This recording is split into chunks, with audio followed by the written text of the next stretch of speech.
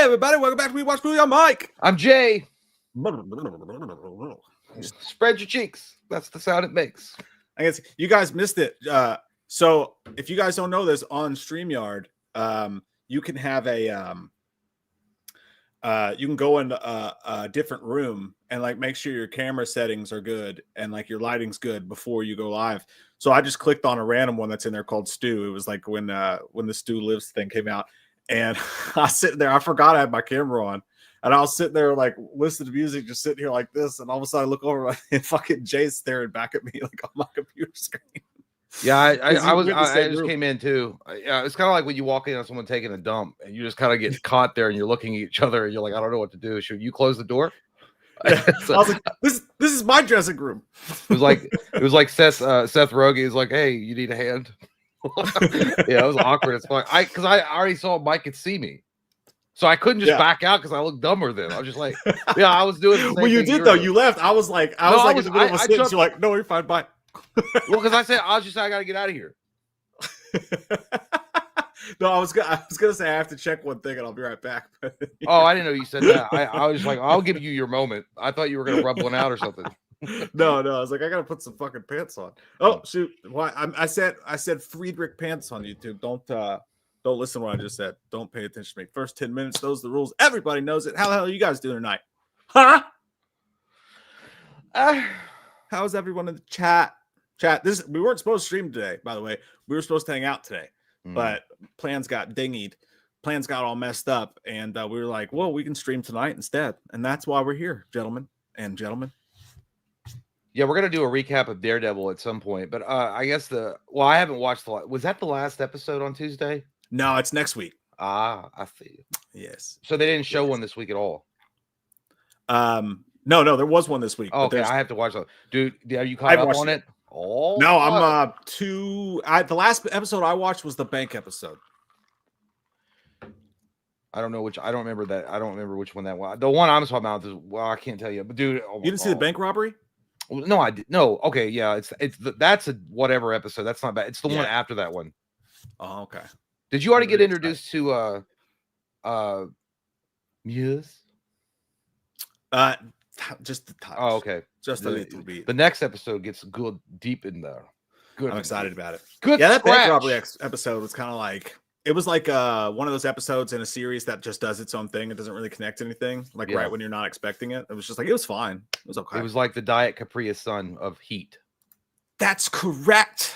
That's correct, my friend. Yeah, but it gets really good, dude. Okay, I can't wait. And by the way, speaking of, I really didn't think I'd ever think this, dude, but I'm actually looking kind of forward to seeing Thunderbolts now.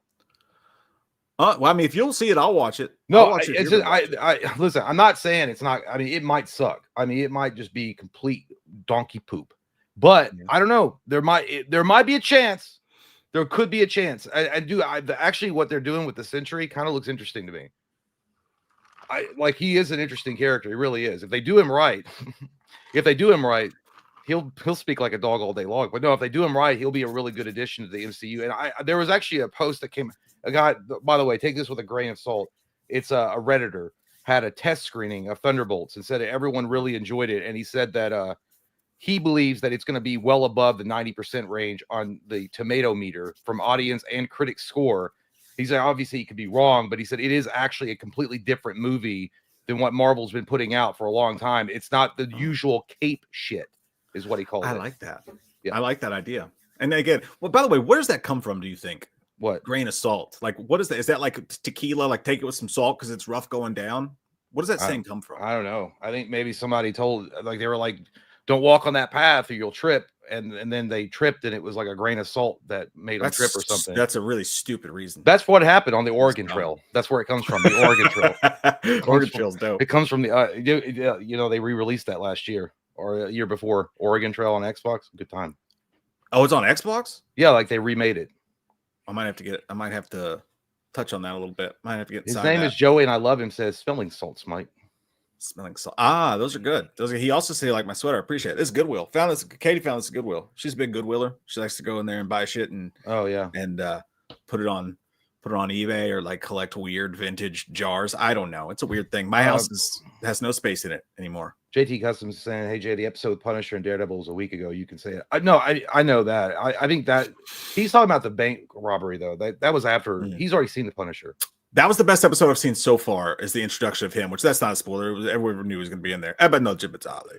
But that episode. I think he's coming back for the finale, and I only think that because I think they teased some photos with him and Daredevil. Yeah, by the way, we're going to cover a lot of stuff on the show tonight. Just whatever's going on, whatever you guys we gotta do stuff. That's stupid. Yeah. Let's just no, we don't. We actually don't. Like, we don't have any itinerary. I'm just saying whatever you guys want to talk about tonight, we'll talk about it. Eventually, obviously, it's going to come up. I've once again canceled myself on the internet. I don't know if you heard about this. Well, I don't know. I'm only watching death videos on Twitter, so I have no idea. I'm in the Christian area of Twitter, where I just explore life after death because people get hit with cars. I thought you looked like you lost like 12 or like 2% of your life force in your eyes. I thought you were going to say that does to you. I thought you were going to say 2% of my hairline. Nature's already doing that for me, buddy. I don't need back armor's not got nothing. That dude. So we did our Patreon stream on Saturday night, and it was a great time. I'm going to be honest with you all. I don't remember about the last 20 to 23 minutes of it. And I after the Patreon stream Saturday night, I did sleep on the bathroom floor like that guy in Lit for about 2 hours. I was like maybe gonna expend some of the Woodford that I had tonight, and then laid my head down because it was really cold on the tile, and then went to pick my head up, and the room did the. Oh yeah, that'll do it. And I felt like the G forces were pushing down and up, and I said, you know what, I'm sleeping here for a little while. I didn't throw up, so that streak's it's been years since that's happened, but yeah, pretty rough. You know what, I'm not a Woodford drinker. I got to stick to what I know, and that was dark. Well, you were also chasing it with beer, you friggin' animal. Frank the Tank got it. It's had it again. Lock up your medicine, boys. I didn't realize you didn't see that. Well, no, there was one moment. I think it was the last 5-10 minutes of the show. I looked over at you because I don't normally look at you at the show. I just don't. I understand. I don't like looking at you. No, no, but I did glance at you, and you were zoning really bad. You were like you were zoned out, and I was like, I think I either said it or I mouthed. I was like, you're drunk. I was like, you're so drunk. and then I was like, yeah, we got to get out of here now. But I texted Mike. I was like, because I was like, hey, good show or whatever. And then he sent me something back, and I was like, I knew he was pretty blasted, dude. But it wasn't like awful. It wasn't like something that was really awful. But it was like I knew it. But it was like it was over the top sentimental kind of. And I was like, why are you doing that for? Because at the end of it was like. Well, the end of it was pretty over the top sentimental, and that's why I sent you back that gif of Hulk Hogan going, "Hell yeah, brother," because I didn't know what else to say. Wait, I don't even think it was that sentimental. My text just made no sense because I read it the next day and I was like, I don't remember sending that, and it doesn't make any sense because you text me, you're like, "Hey man, great show, that was fun, had a good time," but sometimes Shay and I will do after shows, but like. My text back, it said, "Hell yeah, man! I think we're really on to something." like it was our first show. Just started, and I was like, I thought it was like we're on to something special, or I was like what wieners? Like I don't know what you were talking about. And I was like, the same. No, same but it was. I was like, hell yeah, brother! Like, hell yeah! And I was like, all right, I'm gonna let him sleep though. I didn't know, but I honestly didn't know you were that going. I didn't know you were like on the floor sleeping. Like you were in a Nelly music video or fucking Fiona Apple in criminal music video. Yeah, Katie said that there was a half-drank White Claw in the chair the next morning, and I was like, zero. I got nothing. I don't know why I would open a White Claw of all things after that evening, but apparently I did, and it was half gone. I was finally like, I am tired. Like you're drinking like a 1930s detective that just lost his best beat for the case of murder. He's like, oh, it's really bad. I'm surprised you didn't like put on the Cure, burn it. Just like I will. Oh no, that's why. Like, I mean, I'll do that after 2 drinks. You know, I'll pop on the most depressing music you can think of and just zone out to it. But well, nothing happened. Nothing happened. I mean, it was a standard good time Patreon. I thought. I mean, it was fine. I had a good time. I just apparently Woodford's a little bit stronger than your regular whiskey, and I did not realize it. It's kind of remember the 100,000 subscriber stream when I was drinking that 101 Wild Turkey. Oh And, yeah. that was the last time I've thrown up, by the way. Jay had to clean it out of the sink with his bare hands. I did do that because I'm a friend, and I was drunk too, so it didn't bother me until later. And I was like, "Why the fuck did I do that? That's disgusting." Oh yeah, Michael says I was super bad to end the stream. Like that's what I was gonna ask. Like for you guys that was there, like, could you tell? I was like, yeah, Frank, everyone could tell. The whole town could tell. You think KFC's still open? It was a good time. It was a great stream. I had a great Well, you time. got canceled over that? Out. No, not over that. No, Oh, yeah. Well, here's the problem. What you did though is that you had. I don't do that. You chugged with some patrons first.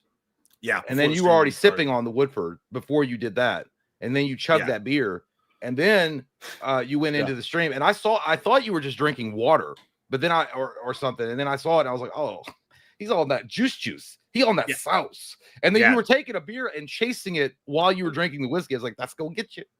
I mean, I usually do that. To be fair, I like to mix it up a little bit. I don't like to stay in one lane, which will get you in trouble. But like, yeah, no, I didn't. I thought it was fine. The problem I think was also music.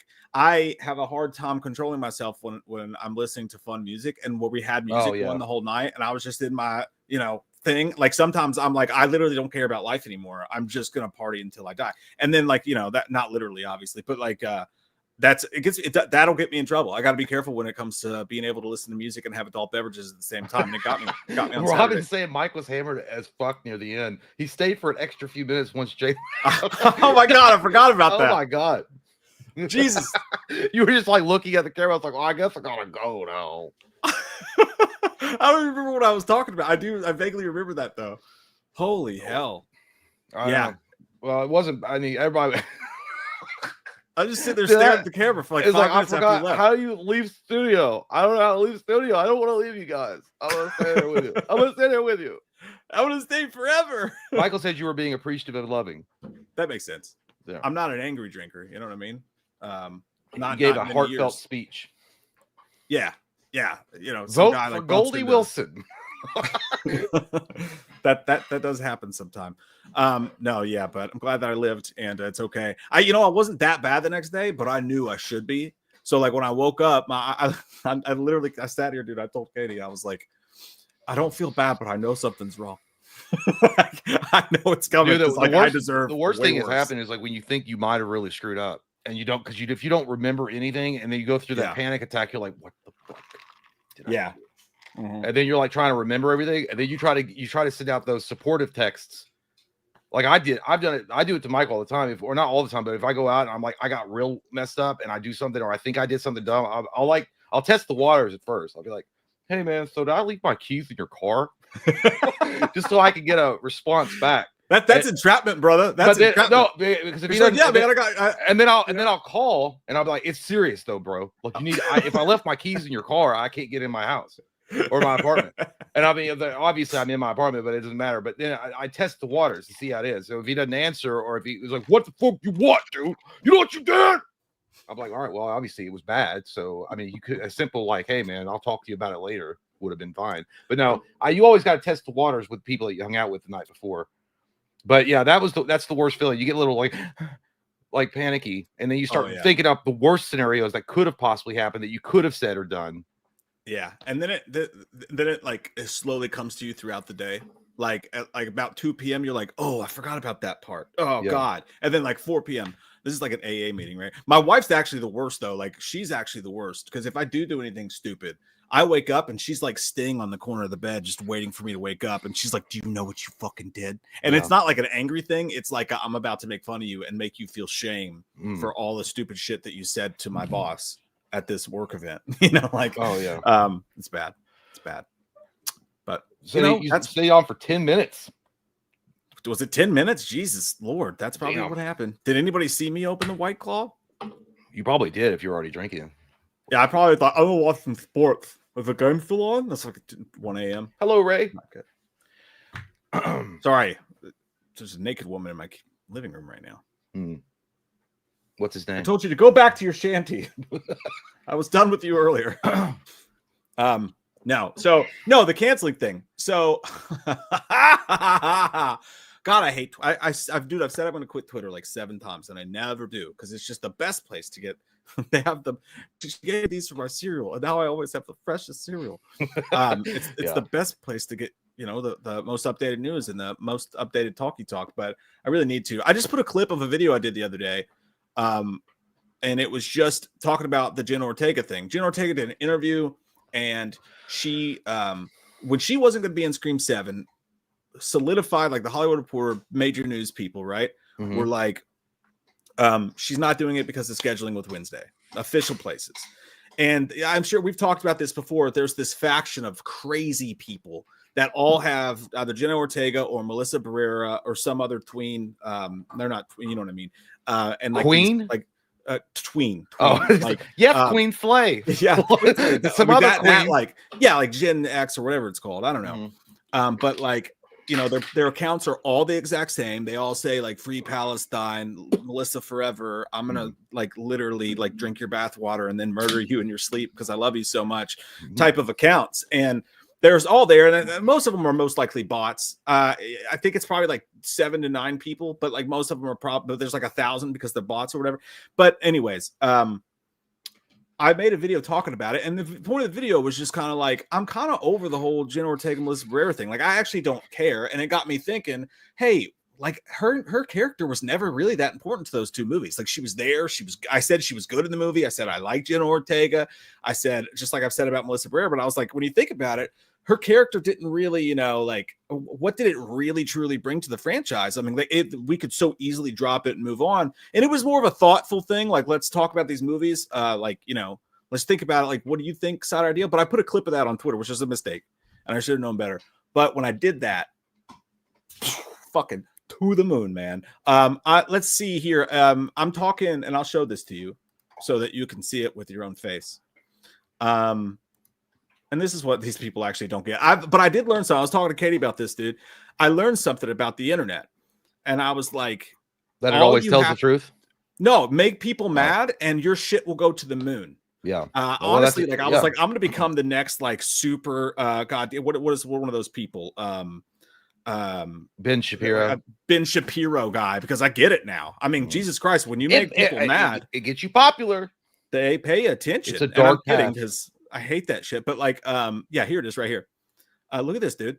147,000 views on this little clippy clip right I don't want to hear a cis white male talk to me.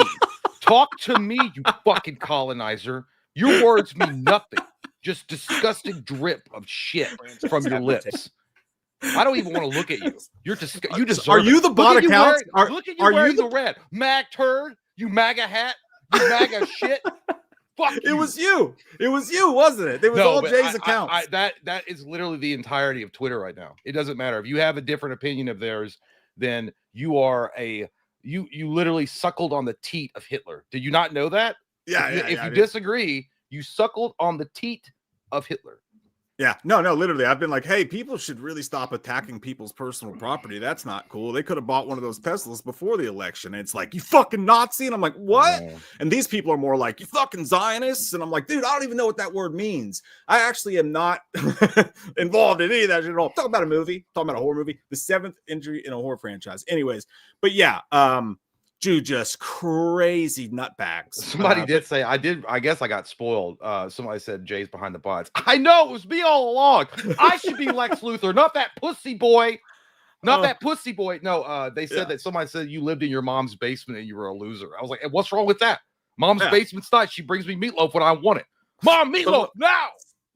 Someone made me laugh. They're like, this skid mark boxer wearing turd is sitting here, a cis white man. That was literally, it's a lot of cis white man. Like, how dare you speak on a woman? I'm like, I was being fucking nice, like for a half of it, but like it there's, you don't even have to defend it because like it's like any rational human being on planet fucking Earth will understand exactly what I was saying, even if they disagreed with a character. Like, you know what I'm saying? It was a wild day reading through that shit. I handed it to Katie and I was like, just read through this shit. And she's like, wow.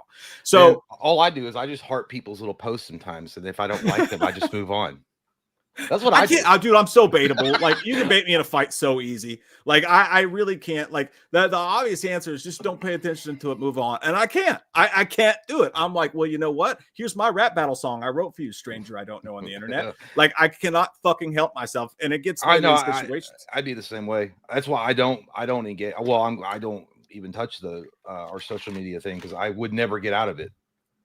I would be constantly dragged into it. I'm like, this bitch ain't gonna say that shit to me. Fuck you, Poe. And then it would just be like, sometimes people try to get me that. They're like, Jay, this is why Jay doesn't agree. I'm like, bitch, I know Jay. He would agree with me right now. He was like, yo, I got your back, dog. From over in the corner, I got your back. I'm gonna yell it. But I just I have a Twitter, but I literally I don't want people to see like the things I follow because they're all like fucking death videos and shit. They're like, this is a disturbing motherfucker. This guy. This is worse than Mike. Cancel that guy. That guy over there watches death videos. Not all death videos. I also happen to watch fight videos. Okay, they're not all death videos. It's a multicultural kind of. Sometimes I watch heartfelt things. Yeah, but say, and that's the thing, dude. Like I say, canceled and not canceled. It's the same crazies, but it's just the numbers that it gets is like crazy. Like honestly, thanks you guys for. I appreciate all the extra fucking. Like I got a lot of stuff was said. I was called old, a lot, washed. It's called Washed. They called us a dying channel. We are. I've heard that one before. We are. I'm like, Mom, you speaking the truth though. I didn't know you learned how to use Twitter, Mom. Is that you? But yeah, you know the typical stuff. But absolutely, like if the kind of people that you find out these people are, like if you say bad things about me, I'm doing good in life. So like it doesn't bother me at all. Yeah. But it's wild to read those things about yourself all day long. To just take in that constant influx of things about you that you read. It's a weird thing, but it's Twitter and it's this tiny faction of people that actually everyone hates. Mm-hmm. So it's like, I would do my comeback to all their shit. And if they were like posting massive paragraphs calling you a flop, calling you Skid Mark McGee or whatever the fuck they were calling you. I like the Skid Mark one. That was actually I would just be like, no. And I would have moved on. I would have posted every time they had this big long disagreement and they would write paragraphs. I would either post just NO or I'd post Trump going, no. And then I would move on. That would drive them up a fucking wall. But hey, you know what? Hate watching is watching. So obviously you had something that they were interested in hearing because they wouldn't keep watching you otherwise. And they're engaging with you. Honest to God, if you got that much time on your hands, you want to be like, I mean, you want someone to talk to you, obviously, because like I said, on Twitter or X or whatever you want to call it, I just like heart the little things I like. And if I don't like what someone says, I was like, okay, well, fuck you. I don't post under them. I just don't care.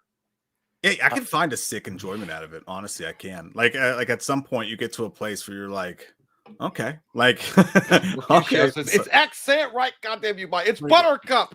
Elon can suck my white ass ball. Buttercups. It's Twitter forever. Twitter forever. So you got canceled, is what you're saying? Well, pretend canceled. Actually, not at all. I actually literally the meter on me and it went. Oh yeah, and that's all. It like the it fucking fart in the night. No one actually cares. These people just think, I forget what the hell is it even over again? The Barrera girl got fired, or she left the project because she didn't. Was it politics? I don't even fucking remember. Right? Because yeah. She's pro Palestine when it comes to that stuff, and she was being vocal about her thoughts on the war and stuff that was going on over there, and Spyglass fired her for it because they disagreed with what she said. And something people don't want to do when it comes to that. People have really strong feelings in one camp or another, but I think all of us in between realize that the whole situation is terrible, and both sides of that, children have been killed, and it's an awful thing. So like there is no black and white real situation in the broad spanning thing. But anyways, someone didn't like what she was saying. They fired her. I disagree with that decision because I think it is a nuanced situation. So I disagree with them firing her. I said that myself. We talked about it, but it does happen. And there are worse things that happen in the world every second. So, but yeah, anybody that supports it. And anyways, long story short, General Ortega said that, which is weird. She said in the article, right? She said, it's so weird it came out at this point anyway, but Jenna Ortega, I don't even care what she said. She didn't say anything wrong, but she was like, they asked why she left, and she was like, actually, I didn't leave because of scheduling issues. That's not true. even though it was reported by everyone, and she never refuted it until now. But she said, I actually left because the movie was falling apart. She was like, the directors I were working with were gone. The only thing she said remotely about it, she is like, the whole Melissa thing was going on. That's it. Like literally all she said. And they're like, they went crazy. Like, we told you she's a real one. Like everybody else can die. And like all this stuff like that. But Jenna Ortega. Dream, Jerry. Yeah. And like the truth of the matter is, and listen closely if any of those people are listening, the truth of the matter is that I have done fucking more to support Melissa Barrera than Jenna Ortega has. You know what I mean? Like I literally said, I think it's wrong what happened to her. I think that sucks. I think she was good in the franchise. And literally Jenna Ortega said that one little blurb. And what's weird is when the article posted it, it was behind a paywall. And when everybody started retweeting it with that specific headline about the Melissa Barrera thing, it disappeared. That part of the article got taken out. And then later on, it was put back in. But now, this is crazy. Christopher Landon, who was the director of Scream 7 before those crazies got him kicked out or kicked him out because got him to quit because they were threatening to murder his children. The same people that were trying to cancel me threatened to murder the director of Scream 7's children. Literally. He called the FBI. He did a whole interview about it. Just came out today. When I read that this morning, I was like, the timing on that article couldn't be more. That's a bold move, Cotton. Let's see if it plays out.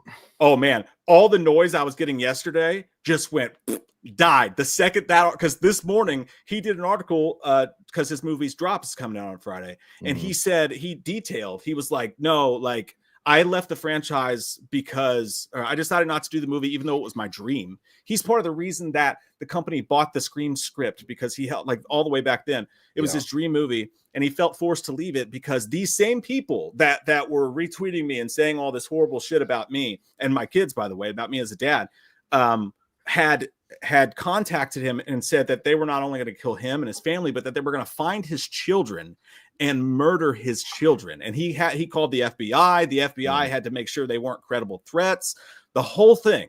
And that was just today. So, but a part of that was, he also said in the interview, he just happened to mention the studio told me when I was signed on that Jenna wasn't a part of it already. Before the Melissa stuff, Jenna was already out. So their whole idea that like Jennifer is like, or Jenna Ortega is like standing by Melissa Barrera and everybody else is a piece of shit, just went fucking by and went in the toilet. So like, it's just L after L after L for these crazy fucks. And you know, I hope when they get their license and learn how to drive, they get a lot of parking tickets. Sounds like a bunch of stinky Reddit moderators that got mad and started slamming their keyboards really aggressively with their Cheeto dusted fingers and were like, I'm gonna kill people. But they're big ass pussies. I don't know. Yeah, dude. I don't know. It's a fucking movie. Holy shit. At the end of the day, that's what we're talking about here, guys. It's a movie. It's not a goddamn war that's happening that we have to march and fight. God damn.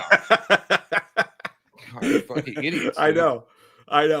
It makes me feel stupid responding because I'm like, this is the dumbest fucking argument that anyone's ever argued. Yeah, I don't actually give a flying fuck. I was talking about a movie. Why'd you make a whole video about how you don't care if you don't care? I was like, because that's my fucking job. May the Lord bless your path as you move forward into these dangerous lands, young lad.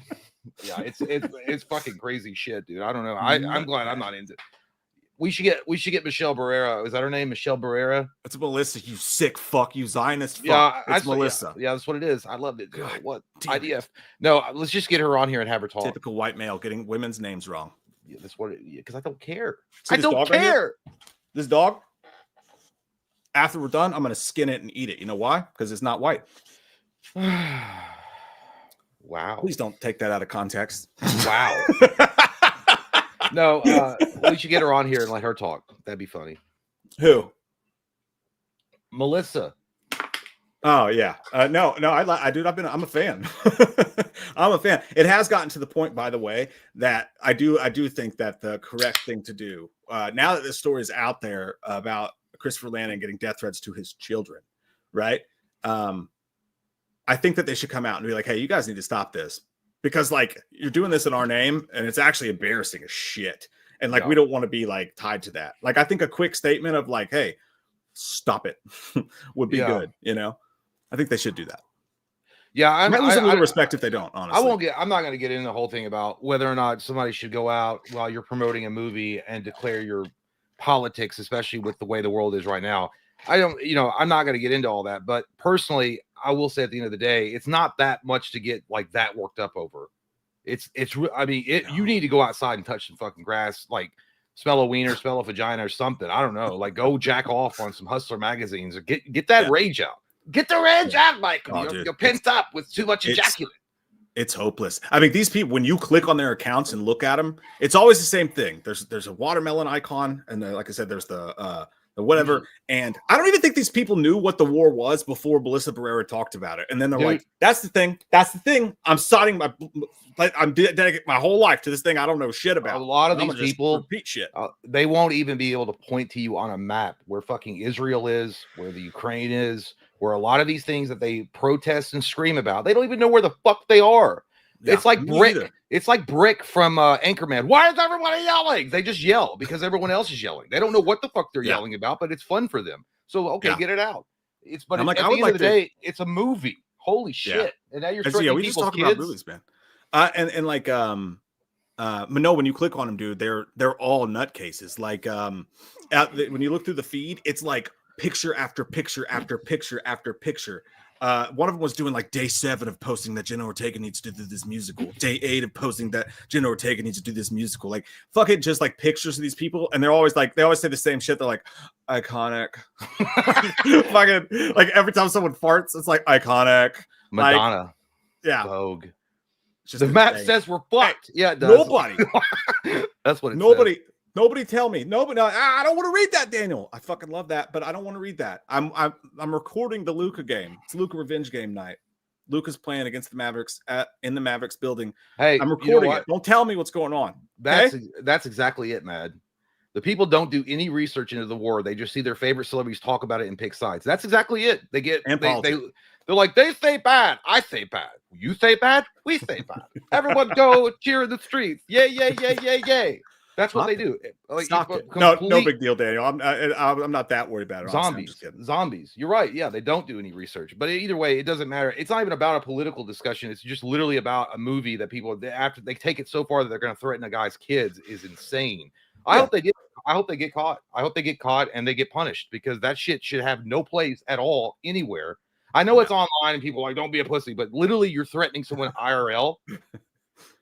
Like go and kill their kids. Holy shit, dude. You need to be in prison, or you need to, like, I don't know, you need to have something happen to you, because that shit's not good. I mean, Reddit's a fucking wild west out there anyway, dude. Like, you go into Reddit, they don't give a fuck. They don't care about it. Like, they literally let people say all sorts of shit on there.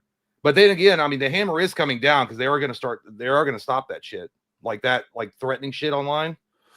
I didn't realize that about Reddit, actually, because I just bad music shit on Reddit mostly. So people be doing crazy. It's like fuck, Halo dude, chat. They're not even, dude. They're talking about like assassinations and shit, like legitimately talking about doing it, and they're posting videos of their dumbass self on camera talking about doing it. I'm like, that's a smart one. I'm gonna post my, and I'm the moderator too. I'm gonna go do that shit. You know why? Because I don't care. And then they get the cops at their door, and they're like, I was just joking. Hey. Hola, señorita. Mental asylum. Well, they don't have asylums anymore. Unfortunately, they should. I wish that'd come back. I don't know. They don't do that anymore. They have like, they can't, not like long term. Like they have something like it, but it's not like full on asylums. They got rid of that because of the widespread abuse that was going on in the asylums. Oh, okay. Like House on Haunted Hill type shit, right?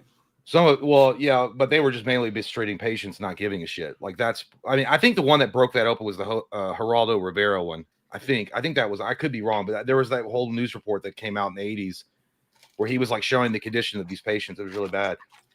Dude, Geraldo cracks me up every time I see him with that big mustache. Dude, what cracks me up is when he did the Al Capone reveal and nothing was in the fucking vault. He was like, oh, that shit was live. They're like, we're going to open it. They made a whole event of it. They're like, we're going to open up Al Capone's vault. No one's ever seen inside. No one's ever seen. There could be gold bar. The Ark of the Covenant could be in there. And they opened it up, and it was literally fucking nothing, dude. It was literally nothing. And Geraldo Rivera's with his big goofy ass mustachio was like, there you have it, folks. I felt like he looked like Jack Nicholson from Batman, the '89. He was like, we've been ratting out here, boys. Yeah, it was embarrassing. It was literally nothing was in there. Like it was just it was like Storage Wars, but you bought a shitty storage. There was like one box that had clothes in it. I have to watch that. Yeah, I like that guy's face. Hey, and good news though. And good news, Blink-182 is touring again, and I got tickets. I had to buy lawn tickets because the other tickets just unaffordable. But Mark Hoppus's book comes out this week, detailing the entire span of Blink-182. Some juicy stuff in there. I'm gonna have a lot of spicy toilet trips. I wonder how much editing he had to do since Tom rejoined the band. I think he started afterwards. I think he started because if he's like, man, Tom, I talked a lot of shit on you, dude. I'm trying to stop the publication right now so I can re-edit things, but I talked a lot of shit. I said Matt Skiba was better than you. You're ugly. Your tits hang out when I'm fucking trying to play guitar with you. I don't like it. Your sweaty tits get in my face when we're trying to play solos. I don't like you. And he's like, that's fine, man. Don't worry about it. He's like, no, I felt like it was one of those kind of covers, but Mark Hoppus, I guess if he wrote it afterwards, it's fine. He tries to call him after he reads the book, and Mark puts him on voicemail, and he's like, "Where are you?" That was corny, but no, he talks about the breakup, and apparently he's pretty vivid about like what really went down with all that shit. So I'm excited to read it. Probably gonna cry a lot. I hope they say we hate Green Day. They suck. I hate them all. I bet there's like they don't like each other very much. Who, Green Day? I thought they toured with them. So they did, but Mark, and he's not wrong when he says, he's like, Green Day walked so that we could run. So when they did the Pop Disaster tour, which is the first time I saw Blink, and let Green Day open for them, it was more of a co-headliner thing, but Green Day still open. And Mark was like, he was honest. He was like, so where they came before us, they were like talking about like their greatest hit stuff at that time. Like they were on the downturn. And then when they opened up for us, he was like, a lot of kids saw them for the first time, and like we helped revitalize Green Day.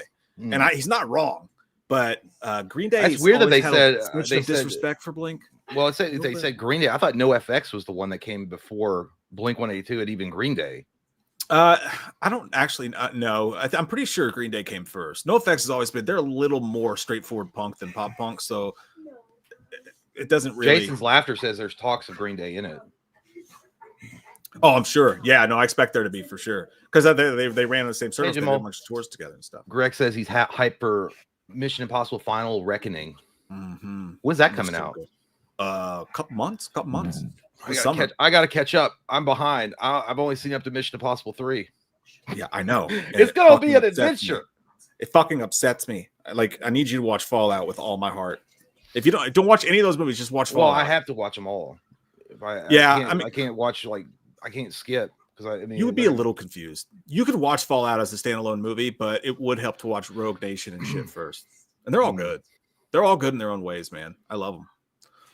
What's this? I have email. Don't you ever bother me. Oh, I got a update from the Big Bad Toy Store. Update on tariffs. It was like everything's getting more expensive. Speaking of tariffs. No, it's not. I'm not getting into it, but the here I wanted to show you guys this. This I'm not going to show all of it. I'm kidding. I'm going to show you a recruitment video for Trump. You guys should listen and learn. No, here's what it is. So the president of Nintendo of America finally comments on the controversial pricing for Switch 2. Can you guys see this? Can you see it? Yeah, I can see it. Okay. So as you know, the Switch came out, everybody was like kind of excited about it, but then they're like, what the fuck about those games that are coming out? So the Nintendo Switch 2 is set to launch for $449, while games like Mario Kart World and Donkey Kong Bonanza will be available for $79.99. Things seem to only be getting worse, as it was recently announced that Nintendo would be delaying their pre-order date, originally set for April 9th, due to the potential impact of tariffs recently announced by the U.S., suggests that the prices could end up rising even more than what was originally reported. So the president of Nintendo of America, Doug Bowser, literally his last name is fucking Bowser, recently commented on the price controversy related to Switch 2. He says, what you see, this is where it gets interesting here. He says, what you see right there is variable pricing. We'll look at each game, really look at the development that's gone into the game, the breadth and depth of the gameplay, if you will, the durability over time, and the repeatability of gameplay experiences. So what he's saying is, we'll look at the game, and if we think there was a lot of work put into the game, we're going to fuck you right in the ass on that price. That's just what we're going to do. That's what he's basically saying. It goes on like to dynamic pricing on rock shows. Yeah. And then, so we also, how are these sorts of costs of gamers worried that if consumers, this is what I was thinking of too. How are these, that if consumers buy these games at these prices, it will lead to more developers releasing games at these sort of retail prices, like Xbox, Sony, whatever. From this, Bowser then went on to talk about how other games might end up being priced differently depending on the circumstances. He says those are all factors, and there's many more that go into consideration of what is the right price point for the game. So I think you can anticipate that there will be a variable pricing, and we haven't set a benchmark. So basically saying, if you're poor, don't buy our shit, you fucking bum. That's what he's saying. Yeah, and then it goes on, and there's some more about it. But if you look at the comments, this guy, a lot of this is glazing Nintendo. A lot of this is like, God, your wiener tastes so good, Yoshi. It's a lot of this shit going on here. But if you get down here, this guy finally gives it back, though. He's like, they're talking about Steam Deck. This guy right here is like grand, but I don't know. He says the Nintendo scam too. He's pissed. He fucking capped all that too. Look, scam too. Nickel and dime people for things that have been free for years. Fake, quote, physical games. So when the servers aren't available, your so-called physical game doesn't work, not accessible. What idiot is going to allow themselves to get scammed into something that is still hiding its full specifications on their site for CPU, GPU, custom processors made by NVIDIA? Can't get any more vague than that. Lol. I have no idea what the fuck he said there because I'm not a tech dude, but it's not good because he lolled at the end of it. So it's, yeah. He said they're out here treating potential customers as suckers with a heavy case of FOMO with those game prices and everything else because they've become complacent and arrogant like Sony and Microsoft were with the successes of the PS2 and the Xbox 360. Not wrong. On top of this, it's historically known that Nintendo's first-party games hardly ever go down in price. Do people old enough to be around at the time not remember when what Nintendo did to gaming in the 80s and early 90s? Everyone was treated like a servant for Nintendo. Nintendo is trying to get fully back to its old ways incognito. And then there was literally a fucking court case right down here that he mentions here. He says plaintiff states alleged that during the period between March 1st, 87 and December 31st, 1990, Nintendo engaged in unlawful price fixing in efforts to maintain resale prices on the Nintendo Entertainment System 8-bit video game console. The plaintiff states alleged that Nintendo coerced dealers to comply with its pricing policy by threatening to reduce or eliminate the supply of its products, or by imposing different credit terms to non-complying dealers. So they'll say, if you don't sell it, well, we want you to sell it. We're just going to cut you off. Yeah, like. So that was all I just thought it was an interesting article because, again, like I like Nintendo, but this is a dangerous precedent. If they set their games at $80 and then all of a sudden people go out in droves and buy this shit, or $90 because of the tariffs or whatever, and then all of a sudden your games go up by that because Microsoft and Sony are going to stand back with their dicks in their hand, be like, well, if they're getting rich, I guess I'll just stand here. I think it's cyclical, dude, because I think what happens is like they charge all these crazy prices, right? And they slowly push people away from gaming entirely. Like me, for instance, I don't even mess with that shit. It's so complicated these days. If you're going to play a multiplayer game, you have to be a goddamn expert just to be able to fucking, you know what I mean? Like some people have shit they have to do. Yeah. The pricing's insane. The extra shit you have to buy, blah, blah, blah. So the only game I played Madden, and it's Madden. I know they're fucking me, but like, the people, and then they get to a point where people aren't buying the game. So like we have to charge more to our core audience that will buy anything, and more and more and more. So just it's a vicious cycle, you know, like it's terrible. Like they're video games, man, they're for kids. I know we all enjoy it, but they're for kids, especially when you talk about Donkey Kong and shit. Come on. It really is. It's such a fucking not pirating, but it's such a, I don't know the right terminology for it, but the way they prey on people with these prices. So they know people love their shit. And people are going to go out and buy their shit. And that guy is totally right. It's an incognito way for them to get back and do this shady shit they were doing back in the 80s and 90s when they were nickel and diming fuckers and they didn't know any better. And that's the problem is that the hardcore Nintendo fan base are crazy, dude. They will run out and say, "Give me that cum juice for Mario. I want it. I want to taste it." And they'll be like, "How much it costs?" They're like, $90 for a sip. It's like, I'm gonna take it for $100. I want a little bit more time. It's, by the way, also Nintendo is charging like they rate. It's crazy, dude. So I don't know where it's going to be held at, but people are going to go and be able to get their hands on the Switch 2 to play to test it out. They're charging $5.99. They were charging $5.99 just to fucking play the test kit. Now they're charging $9.99. Yeah. So you're going to be walking around a con and they're going to charge, hey, give me $10 so you can play my game system, bitch. And you're going to be like, huh? Yeah. It's usually they don't do that because they want people to see it and talk about it and get word of mouth going and all that stuff. They're charging you to play just to test it. Yeah. They want the money. I think it's a bad, and by the way, that is so fucking dumb. You imagine going out and buying a physical copy of the game and getting a code for it. Yeah. What the hell are you talking about? And that's $90 or $80. This shit's they're gonna Look at price themselves right out of business. You played Madden, and that's owned by EA, which is literally the fucking the worst. The Grand Moff Tarkin of like nickel and diming people. Like it's the Emperor Palpatine's dick. They know how to lightning strike your wallet. They want to do it. They're thinking over there, like wringing their hands, looking at the team like, yes, give in to the dark side. They want them to do this because they're thinking, oh shit, if they get away with this, we're going to increase the price of Madden to like $100 a year because people play the shit out of it, and it's all about. I'll do it. I know, and it won't even be for like the Holy Grand Deluxe edition, whatever it is, but it'll just be for the standard copy. I can't not do it, dude. I cannot not do it. Speaking of which, dude, you want to talk about some bullshit? There's a little bit of bullshit in the news. Eighth Whale. Yeah. When it comes to this will piss you off too. This is fucking crazy, dude. Blumhouse, I swear to God, they have gotten. If you just go back and look at Jason Blum's Twitter. Speaking of Twitter, X for the Elon Musk inclined. Like, thank you. You're welcome. Thank you. Like, if you look at his tweets, dude seems like he's just gotten super weird over the past couple of years. Everything he says is like just weird shit. Who, Jason Blum? Yeah, like he's just gotten so weird, like along with the weird decisions Blumhouse makes. Like if you watch Lady in the Yard, Woman in the Yard, Jesus Lord, movies like that, everything. Well, that's what happens when you make Michael Myers a woman in the yard in Halloween Ends. You make him a turd that got his ass beat by Corey. Starting with you. Yeah. But new story came out today, and it just seems like. And by the way, the M3GAN 2.0 trailer came out. Yeah. I mean. Was it good? No, dude. Oh. And people are buying it. They're like, yes, Queen Slay. Same thing. It's literally an action movie. Like, it's not a horror movie at all. It's dumb as hell. The CG looks terrible. Her mouth doesn't match her words. The movie looks like absolute gutter trash, dude. Yeah. It's embarrassing. But today they announced this, okay? Meta wants you to be on your phone during special shows of M3GAN. Wow.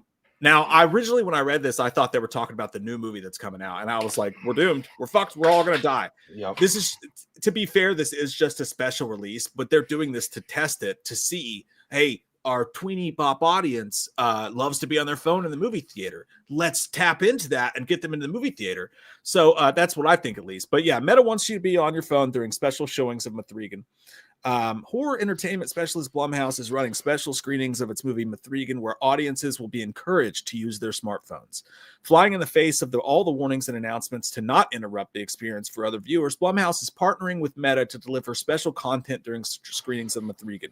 During these one-night engagements, viewers can use Meta's Movie Mate service to access second screen content, such as the chatbot version of the M3GAN doll, film trivia, and behind-the-scenes details. Blumhouse movies Annabelle and Ma are also getting one-night engagements, but those seem to be standard showings. So they're encouraging people in the audience to be on their phone, and it sounds like have the fucking sound on as well. Like, I'll just wait for it on streaming. That really like shoots you in the foot to be like, hey, I want to encourage people to go back to the theaters, but we're gonna let people to come in with their phones. So I mean, I guess you're fucked. Fuck that, dude. That's stupid as hell. I obviously it's a gimmick. I mean, I get it. It's a gimmick. I mean, maybe they've got like, I understand it in a way, but I just don't feel it's a good advertisement for people to go to the theater if you're going to have a bunch of, teeny boppers in there with their phones going, oh my God, she says something on the phone that's related to what's happening on the TV screen or the big screen up there. Oh my God. Stop, Steve. Jennifer, look, she's a slut like you. Yeah. And like you see the kids in the Minecraft thing, there's a bunch of videos going around. Oh, it's wherever awful. The chicken duck, whatever the fuck it's called. Yeah, I saw that. The chicken thing, whenever the chicken duck character comes out, a bunch of kids have this thing where they all go crazy and they start throwing popcorn everywhere in the theater. And don't get me wrong, like out of context, if you don't consider the scope of it, it's pretty fucking funny. It's just stupid and funny. Yeah. But when you consider that there's people there that paid money to go see a movie and have their kids in there, and you've got people doing that, that's fucking terrible. Like, yeah, and not only that, but for the people at the theater, they have to clean all that. That's what the video I saw was the aftermath of that, and the guys going in there to clean it, and there was like vomit on the floor, there was popcorn everywhere. I would have quit. I'm like, fuck this. I'm not doing it. I'm not even touching that shit. And I agree with you, by the way, Brandon. It is a specific screening, and you're right. My fear is that Blumhouse loves to test shit, and they love to put it to market. And it could be a hint at what they're going for. So that's my fear. But originally I thought it was for M3GAN too. And I was like, oh my God, we're all doomed. But yeah, you're right. Well, the Minecraft thing is insane to me. It's like, are these kids like children from The Hills Have Eyes? Have they never been outside of a cave and they don't know how to act? And they're like, popcorn, I like Minecraft, Steve. I like Steve. I fuck that, dude. Like I understand they're kids and they have fun, but dude, these weren't like just like accidentally throwing popcorn or dropping it. They were slinging it all over the place. They were buying the $20 like, or I don't know what they cost. They were buying like the take home bags and like the circus bags of fucking popcorn. Watching it's fucking hilarious because you're like, God, that's so stupid. And I get like they're having fun. But you know, the actual repercussions of that is actually really shitty, even if it is funny, you know. And you can't be starting that shit. But you know, imagine if you'd gone and see the Avengers and someone had thrown like one of those foamy ass hammers at people. Like they got so they was like, yeah, I threw his hammer. And then like had those foam hands, the Hulk, and start punching people.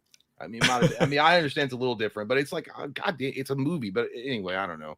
I feel like the post that I was reading was more about like parents are failing their kids because they're not teaching them how to behave in public. Like you don't have to be a wild animal while you're in. Like it's weird. I remember when I went to the movie theater when I was a kid. Like I didn't act like. I mean, you sit there and watch the fucking. The worst I ever did was I dropped my hot tamales on the floor, and I felt awful about it because the Jurassic Park dinosaur scared the shit out of me at the beginning of the movie of Jurassic Park because I went into shock. I didn't know it was going to be that violent. When that Velociraptor ate that guy, I just started slowly dropping my tamales everywhere. Yeah. We acted a fool in some movie theaters, but the difference was we would always go to Movies 9, which was in Winchester, and there was no one fucking there. So like 5 out of 10 times you go, you're literally the only ones in the theater, and you can run around and act dumbass, nobody cares. But 90% of the time when I was in the movie theater as a teenager, I was trying to get some makeout action going on. You know, I was more worried about that situation. The most you might do is make a fart sound, like that one in Oppenheimer. Like you wait for a really quiet movie. That'd be the worst you do. Like you're not going to take popcorn and sling it around and throw it at people like dodgeballs. No. And it is the parents, right? Because like you go to see some movies with adults, and you know you're in trouble. You sit down with them, and they're like, I can't believe they just did that. And you're like, oh no. My kids, like, they understand when they go to the movie theater, like they're very well behaved in the movie theater because they've been trained to do so. I don't have to put the fear of God into them. It's just like the very first time you take your kids to a theater, before you go in, you just sit down and have a conversation like, hey, people paid money to be here. They don't want to hear you. They want to hear the movie. Whisper, be respectful. And like my kids are great in the movie theater, but other people's kids and other adults, it's just like anything else. It's just a product of your environment type stuff, you know. Sometimes you really can't blame the kids that harshly. It's really the parents, you know. Yeah, well, it's probably raised by like fucking Ricky Bobby. I sure as hell am, Chip.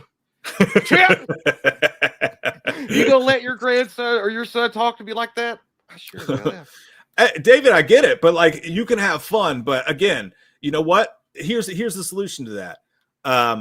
You want to throw around popcorn and shit? It is a kids movie. There is small children in there. If you're throwing, you know, if they're creating that environment, people are going to start throwing other shit. It's going to get out of hand. It's never enough. Everybody's got to one up each other. That provides a dangerous experience for the younger kids. Number one. Number two, fine. You want to throw around popcorn and shit? I think it's funny too. But as soon as the screening's up, you walk around and you hand out brooms and you go, now clean that shit up. And that I'm down for.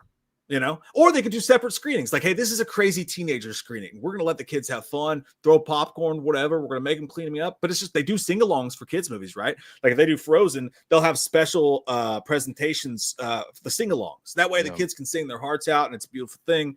But yeah. I blame that goddamn Mountain Dew them kids are all jacked up on. Jacked up, Chip. Mountain Dew, do it. Yeah. Or take them to the fucking Jungle Gym house at McDonald's and let them go crazy after their sugar high. Do they have that anymore? Or you could go into McDonald's and jump in the jumpy balls. Yeah, I think a lot of them got fucked up with COVID. So weird. But like, I thought they got rid of all of them. Those were badass. I haven't seen one in a while. I hate those things, dude. I liked them back in the day. As a kid, it was great, but as an adult, when you take your small children there, they run in there, and there's always some fucking 17-year-old kid in there, like, you know, being way too rough. Or like, you know, all the other parents are like staring and they're like not paying attention to their kids. And then like, it's just always a really stressful environment to bring your own kids to a playpen situation for sure. Yeah. I should have thought about that. I should have thought about that before. I should have had a kid or something. I got banned out of there for some reason. I just had fun. That was you. I literally talking about jumping in balls. I was like, oh, balls, multicolored balls. Let me jump in. No, yeah, those they were pretty fun. But I thought McDonald's had got rid of them. McDonald's is all soulless now. I watched these videos on YouTube where it's like these shorts, like 80s, 90s, and early 2000s kids remember that, and they showed the inside of McDonald's, and now like a new McDonald's, and it's so fucking different, dude. It's like those older McDonald's were so much more livelier. Yeah, I don't know. There's no internet. Yeah, fucking even today, kids probably wouldn't play them. They just wouldn't be on their phones and shit. I'm making me a drinky poo. I'll be back in 1 second. At the okay. I'll just wait. I gotta go pee. So I'll wait until you get back, and then I'll squeeze it. I'm holding it together right now. My pussy hurts. I gotta pee. I'll be right back. Rick Dalton. Yeah, we'll get to your chats, guys. I just want to make sure I've tinkled, and I will also. My McDonald's still has one. That's good. But we will get to your chats. I promise. Mike, get action one. All right, Moda, let's get down to it. I touch you, you touch me. That's how it works. Azteca Aguilera says, me and my friends as kids would fuck up other kids. Yeah, dude. Yeah, there'd be fucking fights going on in those multicolored bowls for sure. What's up, Pack Attack? You're welcome, Egg. Jay, I'm 50 days, no smokies. Hell yeah, dude. Badass. I haven't. Now, listen, that is amazing, and I congratulate you. I personally count myself too among your brethren, because I haven't had a cigarette since I slipped up in October, but I haven't had anything since October. I've been vaping, but then some would say, well, that's not really, you're not really quitting, but it's better than smoking the tar sticks, as it were. Hey, Ash. So I mean, I don't know. That's just what I get it though. But hey, congratulations, dude. Congratulations. You don't want UTI? What? I don't. Remember when you could play Nintendo 64 at McDonald's? Oh, yeah, I do remember that. Fuck the free world for show. Fuck him. Papa Doc ain't got nothing. Personally, I'm never going to quit smoking. Well, that's what I like to see. I like to see no quitters when I'm talking to people. I like to see people that say, you know what? I don't care what you think. Cancer? Fuck it. We'll see. I don't believe you. The science is wrong. Eric says, Jay, Tekken 8 Season 2 thoughts. To be fair with you, Eric, I don't play Tekken. I've never played Tekken. I know it's a popular game, and deservedly so. I just personally have never got into that. Was more of a Mortal Kombat dude. And even then I fell way behind on Mortal Kombat. So but I mean, that's cool. It's crazy they've got 8 of them now. It's still going strong. And it's Season 2. What does that mean? So are they like battle passes now? Holy shit. Hold on. What is this? Immortal says, Jay, you should get Mike to watch the new G.G. Allen biopic coming out. What's that? G.G. Allen biopic. I might just be stupid. I don't know what that is.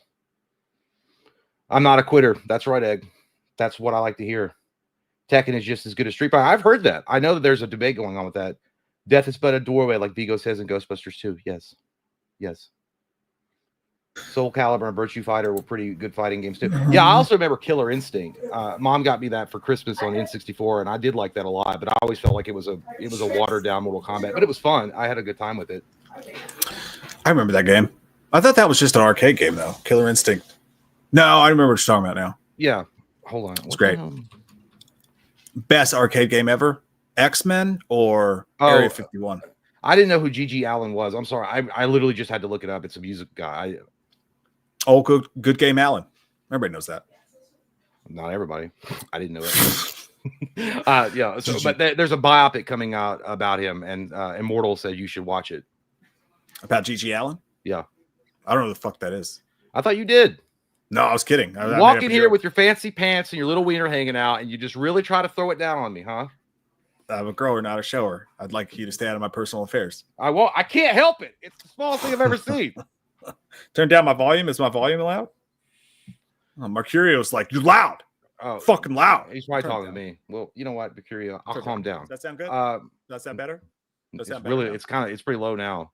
Yeah, I know. I thought I turned it all the way down. Actually, I was just kidding. Is this appropriate? That's fine. I thought you sounded fine. Nighttime. I appreciate it. Actually, I appreciate you letting me know that it was too loud. Action said, "Did you get them a drink? Because they want a drink." Yeah. I got some piss. I can just deliver directly to your mouth. That's what he wants. That's fine. I think Gigi Allen was one of those punk rockers who beat up his fans. Was that true? I have to watch it then if he beat up his fans. That's fucking funny. I love it when they do that. Henry Rollins 2.0, or I don't know if Henry Rollins actually did. He just looked like he would do it. I would never go to Henry. What was it? Black Flag? Is that his band? I can't remember. Yeah. Henry, yeah. I would never I mean, his music was whatever, but personally, you would have to take out insurance on yourself to go to a Henry Rollins concert. Yeah. Like I know people throwing it's like kickboxer tournament in there. Yeah, it was a different time. There's a lot of different kinds of rage going on. I like that. I just lost it. Somebody said was a terrible man. Real game, no gimmicks. Oh, he says Gigi Allen was a terrible, terrible man, but damn, was he funny. Chris Brown 2.0. Okay, well, they beat up on his woman. I'm gonna do a Wikipedia search on it later. And I pulled it up just to see who they were talking about. Yeah, I just saw a musical artist or something. So someone just said Kumite, and there's a fun news story we're going to talk about when you get back from taking Tinkle Time. We got to go to China. Once you step out of the corridor and into the sunlight, it's time to protect your nuts, guys. All right, I'll be back. Okay, see you soon. Sorry, I was a little loud there, guys. I feel embarrassed.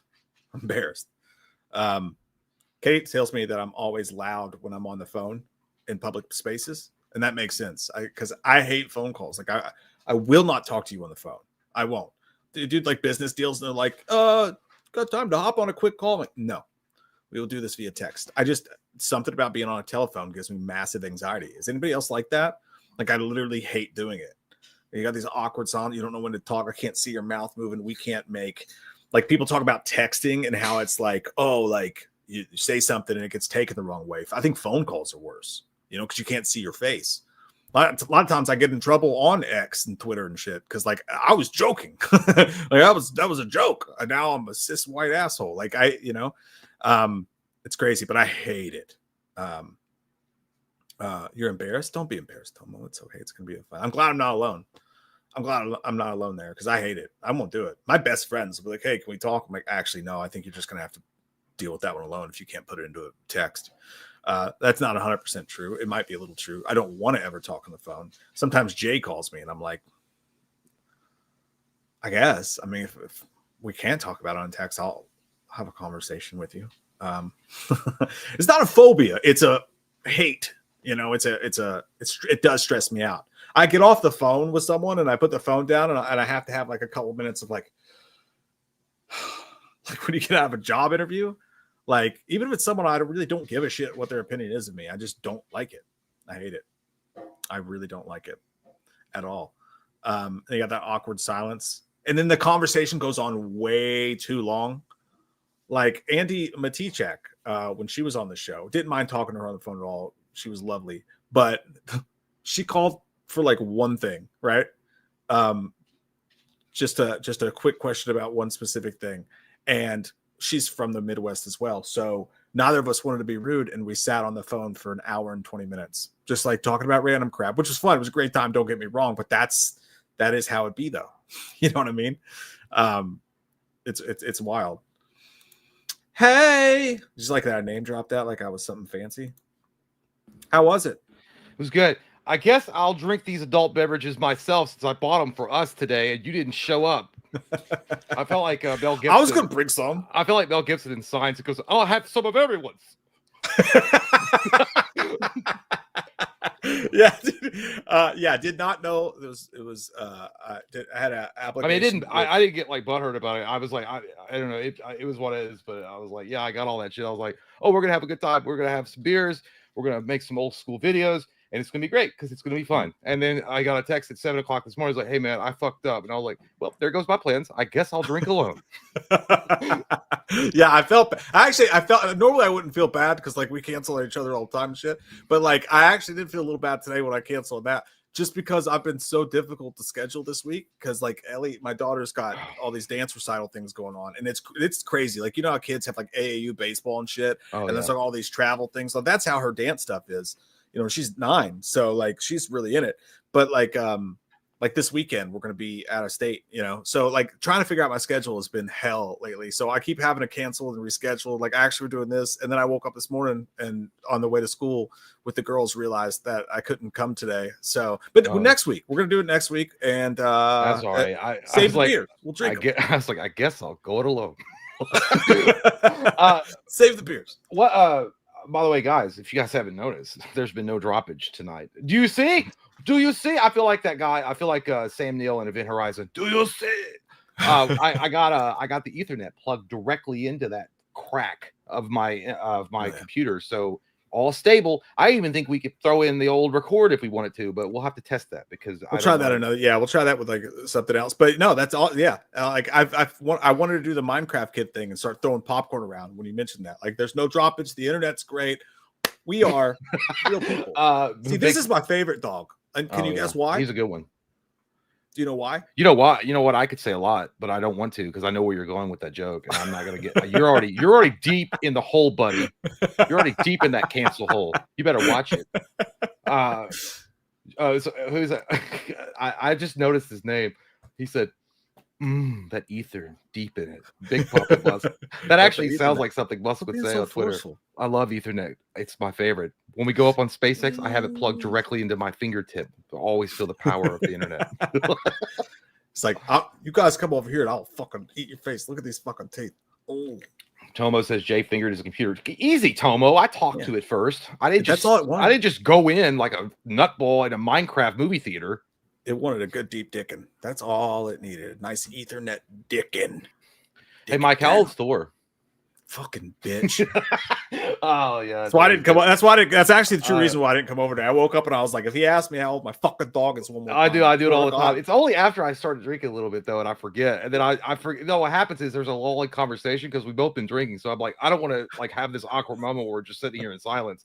So I'm like, how old's your dog? Like I feel like it's a normal thing, but Mike's like, you literally ask me that every fucking time you're over. Every time, dude. You're asking me that. I was like, God, if you don't want to talk about your dog, just say so. I don't want to ask you. Well, it's the way you say it too. It's like you say it, you say it, and like I know you know his name. Like he's been around for like 10 fucking years. But you'll go, hey, how old's that dog? Like, how old is the because I'm trying, like, I was hoping to get you more animated in the conversation because I don't want it to be awkward. So I'm trying to pick up the energy level. So I'm like, how old's that dog? Maybe I'm relaxing. Have you ever thought of that? Maybe I like to relax mid conversation. I don't like long drawn out silences. I just don't like it, especially when my dog dying. Well, you know? I don't want to think about that either. I just don't want to think about in this weird awkward silence that we have is stretching on into eternity while we sit here drinking our beers. That's what I don't like. Let's be honest. There's never been more than 32 seconds of silence when you or I are drinking. Ever. 32 seconds too long is what I'm saying. Gotta be snappy. Oh, fuck. Hey, let's see what you guys are saying about the night and the way things are in the world and the darkness and the farts. Jeremy says, Mike and Jay, love you guys, man. Hey, thank you, Jeremy. I also I don't really trust how you left out the ... Like, why are you like, I love you guys, man. But you suck. I feel like there was a but somewhere, but you didn't put it in. That is true. Like, but Mike's a white incel loser that shouldn't say things on Twitter, is what he really wanted to say. My bad. I didn't mean to be white and have an opinion. I'm not allowed to do that. That's what I learned on Twitter. If you're white, shut the fuck up. If you're white and you have a penis, seriously, shut the fuck up. If you're white and you have a penis and you use that to fuck women, you better not fucking speak. Okay? As a matter of fact, we're gonna round you all up. We're gonna put you in camps. Okay? Mm-hmm. So that you can't speak on issues that you're not supposed to speak on. That's what I learned on Twitter, and they're right. I agree with them. I think we should start doing that. Gary's the better never happen. He said you should say he's gone just to fuck with Jay, and then tell him after, because I would believe it, and then I would feel bad. Like then I'd hope he feel bad after. I'm like, oh, dude, I'm sorry, man. Why didn't you say anything before? And he was like, I'm just fucking with you. I was like, see, that's the boy who cried wolf. Now I'll never believe it when you tell me. We want to tell you what. Gary was like, you should say he's gone just to fuck with Jay, and then tell him after. Like the dog? Yeah, the dog. No, dude, if that dog ever dies, you're probably not going to see me for 6 to 8 months. Okay. That's fine. So good.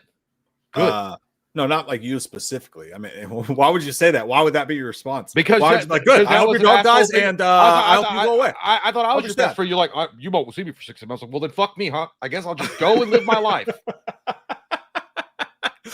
No, it's gonna be the worst, dude. It's gonna be the worst. And I've mentioned this before. That dog sheds like a motherfucker. Okay, like I'm talking. Jay, you pet him and you come away looking like fucking Falcor. I do. I was like, God damn. I was like, yeah. It looks like I'm hugged up on an 80-year-old silver-haired stripper. Yeah, dude, it's awful. So like, you pretty much have to give your outfit up if you touch Thor. But yeah, yeah, so when he dies, like there's going to be, I fill a vacuum every day with his hair. Every day you have to vacuum this house and fill it. And like, there's going to be like, it's going to be 27 years after that dog passes away. I'm going to be on my deathbed. I'm going to lean over and one of his hairs is still going to be somewhere in the house. And I'm like, I remember that when I had a dog. It's going to be awful. Well, on that uplifting note. Yeah. Anyways, dead dogs. Jason Perez says, hey man, hope everyone's day has been good. Hey, Bride of Chucky or Nightmare 4 soundtrack. Ooh. I'm so hyped we're getting Tarantino's words in a Fincher film. You're goddamn right. Gonna be interesting. Gonna be amazing. Yeah, we look dumb as fuck because I think Mike and I were like talking about that's not true. It's not true. It's obviously never gonna happen. And then they were like, no, it is happening, you stupid shitheads. I will they're both really good soundtracks. I like Nightmare 4 personally. I do like Nightmare 4. I'm gonna go Nightmare 4 as well, just because it's such a better movie, you know. Yeah. Who's the girl soundtrack wise? Bride of Chucky. Was that the running from this night? Was that the one running from this nightmare? Yeah, running. Yeah, that's I do that. I gotta be honest, man. I had that shit on repeat. I like it that much. Yeah, but it always goes like my for some reason my brain when I hear that song like running from this nightmare, you don't have to live like a refugee. Like I know that's a different song, but that's where my brain goes. But then I put STD in it, so I'm like running from this nightmare. Don't have to live with an STD, and I'm stupid. Yeah. By the way, David Nangle says, Jay, what happened to your dog? Well, it was a choice either between rent and groceries, and the dog had to be eaten. No, he's in the other room. The reason why I used to see him. I was like, oh, your dog died? You didn't even tell me, dude.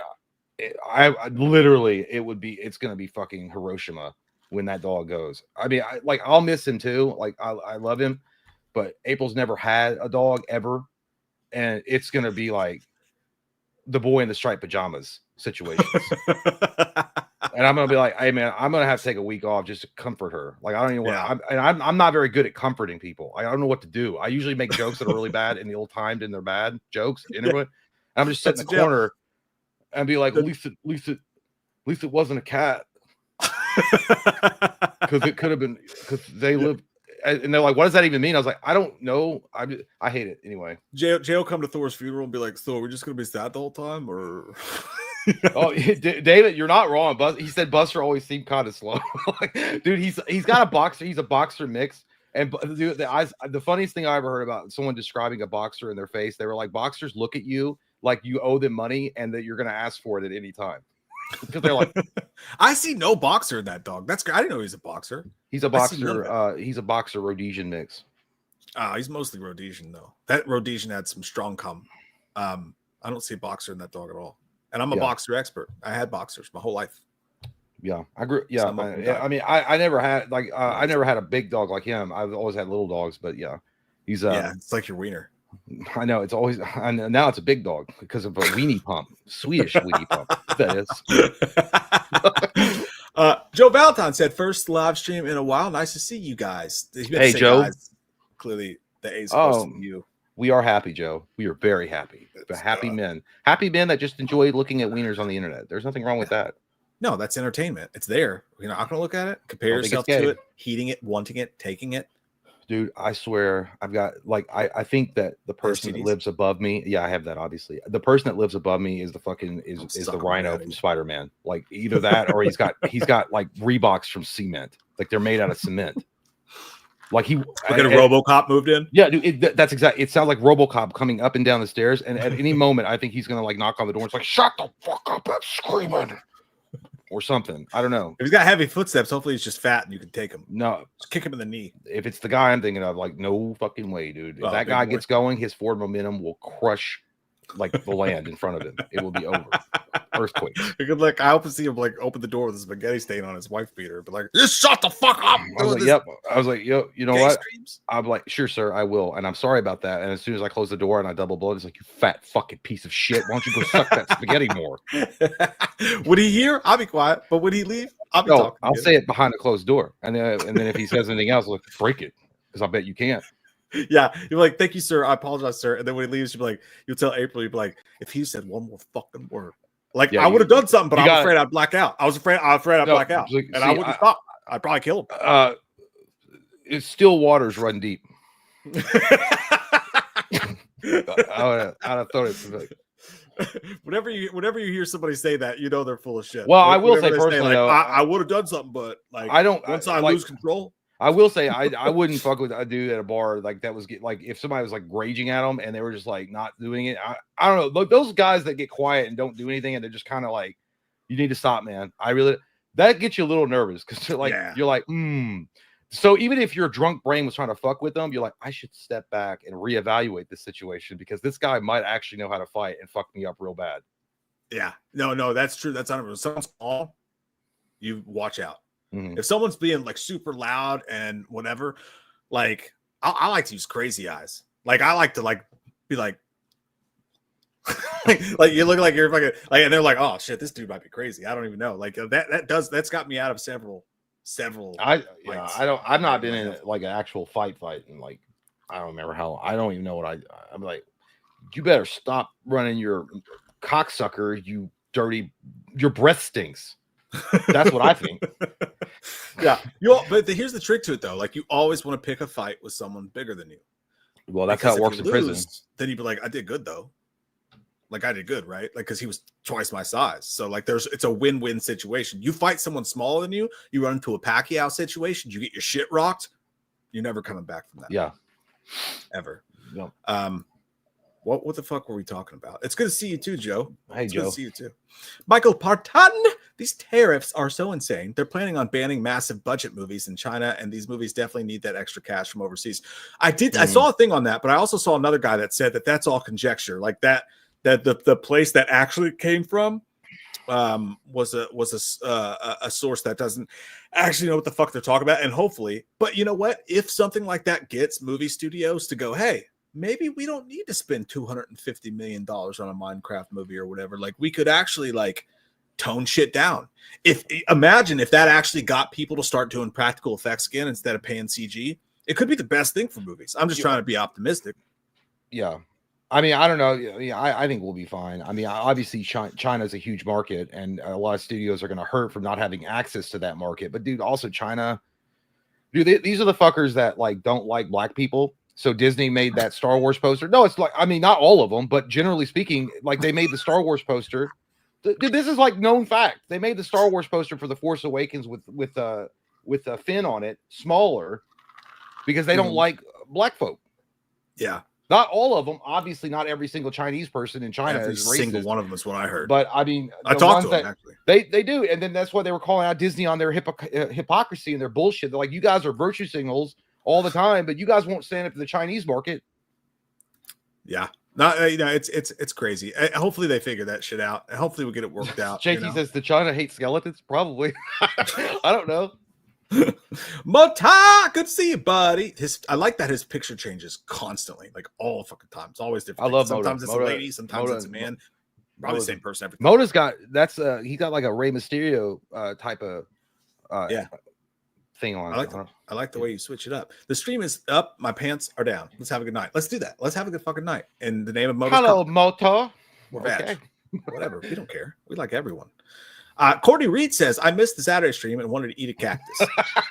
It's all good, dude. Don't worry. I did notice your presence was not there because Mike was relying heavily on me, which thankfully I hadn't started drinking yet, so I could like actually participate a little bit in finding out who won.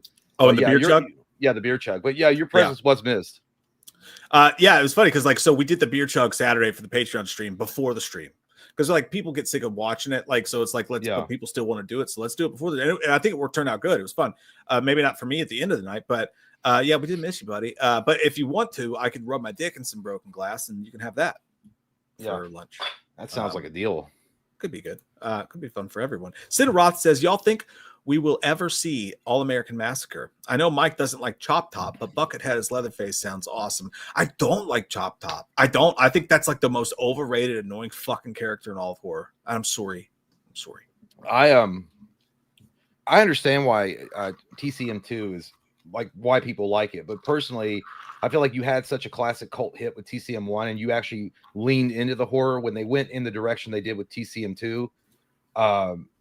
I kind of checked out of it. I don't know. I remember as a kid renting that movie and expecting something like TCM1, and then what I got was like it was like some goofy ass. We're going into way of like a Sam Raimi Evil Dead 2 thing, and I was like, it just doesn't work for me. But All American Massacre, I don't even know what is that. I actually don't know. I was pretending to know. I don't know. So I'm sorry. I thought it. I didn't know what that was. Is that an All American Rejects like reunion tour or something? I would love to see that. I would see that. I actually don't know what you're talking about, but yeah, I'm not into that whole vibe at all, to be honest. Never Broken Podcast said, y'all in Kentucky. Yes. I've got. Well, never mind now, Jay. I was gonna say I've been getting a lot of threats this week. I'm uncomfortable with divulging my location. Kentucky's a big state. There's only 3 cities. No, we are in Kentucky. I'm just kidding. I don't actually give a fuck. We are. He's out there by the trailer park at the 7-Eleven off 64. Mm-hmm. As soon as you see the 7-Eleven, there's a trailer park. That's where Mike is, right there, smoking his meth pipe in the evenings. I ain't hard to find. Come see about me. I got a big old Remington. He's got your name on it. I got a couple angry dogs. Hey, you look kind of sick. You want some lettucillin? Lettucillin. I got a Ring doorbell. I got a couple angry dogs. All right. I got a security system. I got a couple weapons. I got a Smith and Wesson. Okay. Come on. Come see about me. I'm kidding. Ralphus Shenanigans says it was a movie Toby Hooper's son made. That would be interesting. R.I.P. Toby Hooper. Deshaun Cheney says Thunderbolt looks so great. Can't wait to see. That's what Shane was saying. I was against it at first, and then like I don't know. I've seen a couple other little things about it, and I don't know. Yeah, I think they could do pretty well with it, as long as they don't lean into this Suicide Squad. Which, by the way, the guy that the post that the Redditor made about like the test screening going well, they're like, it's not Suicide Squad. Oh shit!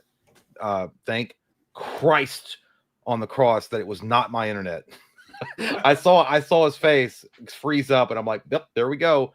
Curse of the net strikes again. But nope, it was on battery. It was my new ones. But yeah, I agreed, Deshaun. I think that I'm gonna give it a chance anyway. I'm gonna go check it out and see what it is.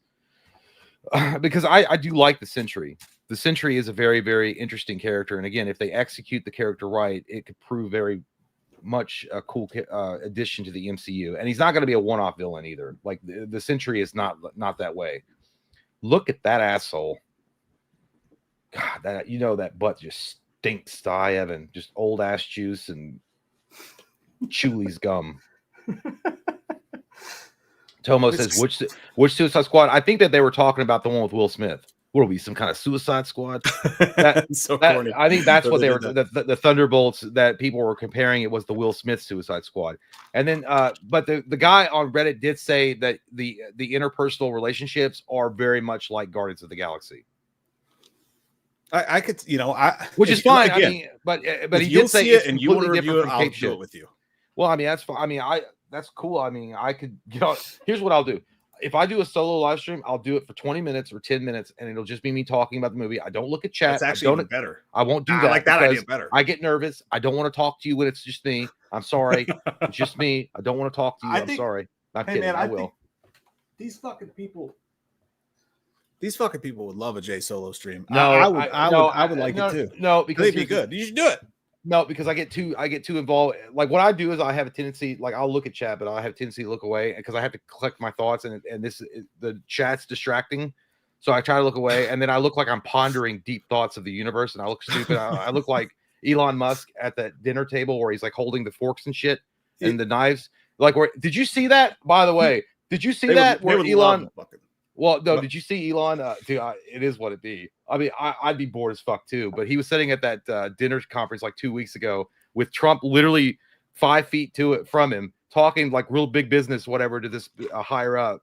And he sat there, dude. He sat there. I don't know who the girl. I don't know if it was his wife. He sat there with a fork, and he had balanced like a butter knife on it. And he was going like this. And then Carolina. High as fuck.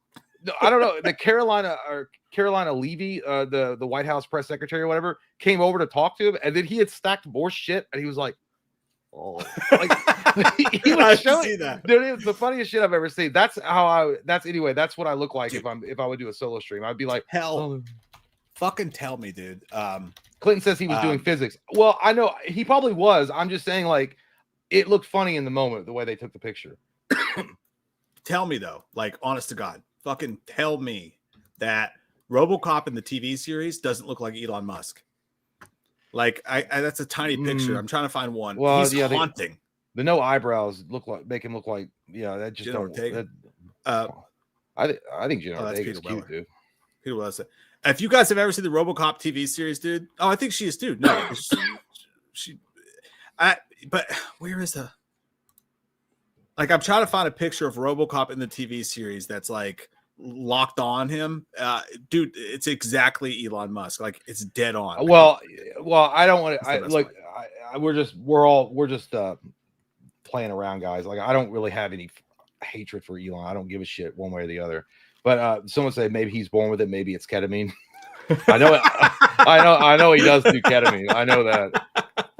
Yeah, I'm of a mind that like I think he's weird and I don't really like him. I don't like his thoughts on on work and how he treats people. So I've never been a fan of Elon. I respect him. I also think if you're running around burning people's Teslas, you're a fucking weirdo. Well, so I do respect him for like going to space and shit, and I do respect him for getting the astronauts out.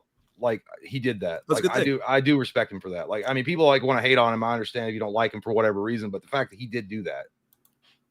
Yeah, I don't know. It's a good thing. I don't trust them, but I don't trust many billionaires. So it's like one of those things. Yeah. Byron says, hot take, Friday the 13th original and 1978 are underrated and underappreciated. People say Friday the 13th is a boring movie, dude, who wants you to know it's a killer. You don't want to watch it again. You've been watching our streams, haven't you? There was a whole decade of slasher movies like that, though. Well, I will say, I don't really get the 1978 being underrated or underappreciated. I think most people do appreciate and rate that movie high. Most, like, everyone that I've ever talked to always rates 78 Halloween as like one of the best, maybe the best horror movie into a lot of these people ever made. Friday the 13th, the original. I am one of those people that once you see it, and you know, and then maybe if I had seen Friday the 13th first and I had no idea that there was a Jason and they were going to do anything with Jason and he wasn't going to become the iconic killer later on down the line, maybe that'd be different. I'd have more memories associated with like, oh, that's a badass movie. But because when I was a kid and I already knew that Jason existed. So I think that Friday the 13th kind of loses its glamour a little bit once you already know the story. Personally, I'm not saying that it's not. It obviously is a great movie. It's classic for a reason, and it birthed Jason Voorhees and the Legend of Crystal Lake and all that shit. But I've never once gone back and watched that movie. If I'm gonna make a Friday the 13th marathon day for me or whatever, I'm gonna pick part 2 and from there. Also, like, excusing myself from Manhattan, that movie sucks dick. I will not watch that movie. An interesting thought to think about is, what if there was never a sequel to either film? So if there was never a sequel to Friday the 13th, the original, it would just be another one of those movies, kind of like The Prowler, like the one with the dude with or The Town That Dreaded Sundown, The Burning. It would be one of those like old school. It's not that it's bad, but it would just be one of those old school kind of cult films or whatever. And it would pretty much, for the most part, considering the franchise versus that, be forgotten. Halloween 1978, on the other hand, had they never made a sequel, and I'm so glad they did. We love that franchise. We built a fucking channel on it, you know? But had they never made a sequel to Halloween 1978, it would be far more considered, right up there with The Exorcist, as one of the scariest movies of all time. I think with all the sequels they did, they definitely took away from the actual fright and horror of Michael Myers, because now by the time people go back and watch it, they've already seen Michael Myers on lunchboxes. They've seen all the jokes and shit like that. But if the franchise ended with Michael disappearing from the grassy knoll and you hearing him breathe, that movie would be revered right up there with The Exorcist as one of the most fucked up, scary films. Well, I think actually when 78 Halloween came out, a lot of people did revere it as like the next Exorcist, or better than The Exorcist. People were coming out of the movie theater saying it was scarier than The Exorcist because of because of the idea that in a neighborhood that was seemingly normal, full of cis white males and their colonizer attitudes. Damn them. No, but damn them. A seemingly normal neighborhood, and then this little boy, for no reason whatsoever, just fucking snaps one night and kills the baby or kills his sister, and then gets out and starts stalking this babysitter. That scared a lot of people back. I mean, because that was when I guess babysitting was like a huge thing in the 70s, especially. I don't know. But if it had ended that way, yeah, I agree. I think it would. But I still think Halloween isn't underrated or underappreciated. I think people love the fuck out of that movie. Friday the 13th, you might have a point, but I just don't. I would say both Like- films are appropriately rated, but I appreciate you either way, Byron. Tomo, some good news. Hey, Friday, Halloween's on a fucking Friday this year, boys. Woo! That's fucking awesome. Drunk That's good news. stream more than That's good. usual. That's more than usual. That's great fucking Fireball shots. Fucking great, dude. I was at the liquor store today. Do they know you by name? First name. Not a big deal. Hey, Mike, what's over. up? Your usual? Yes, sir. Again? Yeah. No, I switch it up, but they're like, you again? Hey, man, no, but I had this. Well, no, I was going to tell you, I had where I was in Winchester, where I used to live. I used to go to the drive-through liquor store because I was fat and lazy and I didn't want to get out of the car. They would know what I wanted or when I pulled up. Kind of felt like a king. Not ashamed. They'd be like, 6-pack? No, not today. A 6 in 1. Funny fucking story about that is a girl dumped me, broke my heart. Long time ago, right? And then she wanted to hang out a couple months later, right? So the first night we hung out, I'd been working at Logan's Roadhouse, right, as a waiter. Yeah. And every night, me and the other crew members would go just walk across the parking lot to Fridays, and we would drink at Fridays like nightly, afterwards. And at that time, I would always drink the same shit. It was Amberbach, which is fucking disgusting, but for some reason I loved it. Ugh. It was Amberbach and whiskey, and we always had the same waiter. So, and I'm doing this whole thing where I'm like, hey, look what you did to me. I was basically Chris Evans in London, like, just a shell of my former self, like you broke my heart type shit. And she wants to hang out. So we go to Fridays and we walk in and the bartender goes, sees me immediately and goes, hey man, what's it going to be? Whiskey or Amberbach? And I was like, you really played into my whole, I am a broken man thing, because you know exactly what I wanted to drink at this random fucking Friday. And I could see it in her eyes. She was like, God damn. You should have looked at her. It was like, you should have looked at her and just kept eye contact and be like, whiskey sour. It was one of those. It wasn't just, moments. I don't give a shit. Whatever. I mean, the town I was from, Winchester, is a very small town, so their usual customers, they get to know them, which is like what small businesses do. Like that's how they get repeat customers. But I didn't care. But the really bad thing was when Mike and I were going to karaoke all the time, and they even gave us like complimentary like fucking beer mugs with our name stenciled on it. I was like, this is getting out of hand. We cannot go back to that bar for a while because it's getting out of hand. They're literally giving us fucking mug glasses with our name stenciled on it. The guy who owns the bar is a Japanese dude named Kusu. He's a great guy. Great dude. But every time Jay and I go to this specific karaoke bar, he sees this when we walk in. He's like, hey, boys. We're like, yeah. He used to let us, if you guys go back and watch our Deadpool review, when Deadpool initially came, the first Deadpool movie, he let us go in the back and film it in front of the fireplace. So all these people are partying and doing karaoke, and Jay and I are walking in with all our equipment, and they're like, what the fuck? Are you guys shooting a porn? What's going on back there? He did look he actually let us film a couple videos in there because we were there so often. That's pathetic. Anyway, be ashamed of ourselves. Good times. Austin Getz and Mike J, you're going to pick up Fahrenheit 182. It's a good read so far. Also got my tickets for the Missionary Tour. Best Alkaline Trio song. I love this comment. I was talking about that earlier, obviously. I ordered, I was so fucking mad, right? I ordered the Mark Hoppus biography 4 or 5 months ago, and I thought I paid for it. I usually don't pre-order shit. I thought I paid for it. I bought an autographed copy, and I was thinking, hell yeah, $40, autograph book, first in line. And then I got an email this week, and it was like, hey, you didn't pay. You got to pay for that shit. And I was like, fuck, I thought I already paid for it. So I had to throw it in. But anyway, it's going to be here any day. I'm so stoked for it. Can't wait. I also got my tickets for the, by the way, Jay, what are you doing? What are you doing? You're being weird. You're like, oh, I was looking up Fahrenheit 182. It's Mark Hoppus's biography. I was like, you talking about the fucking airplane? I was like, I'm not getting that.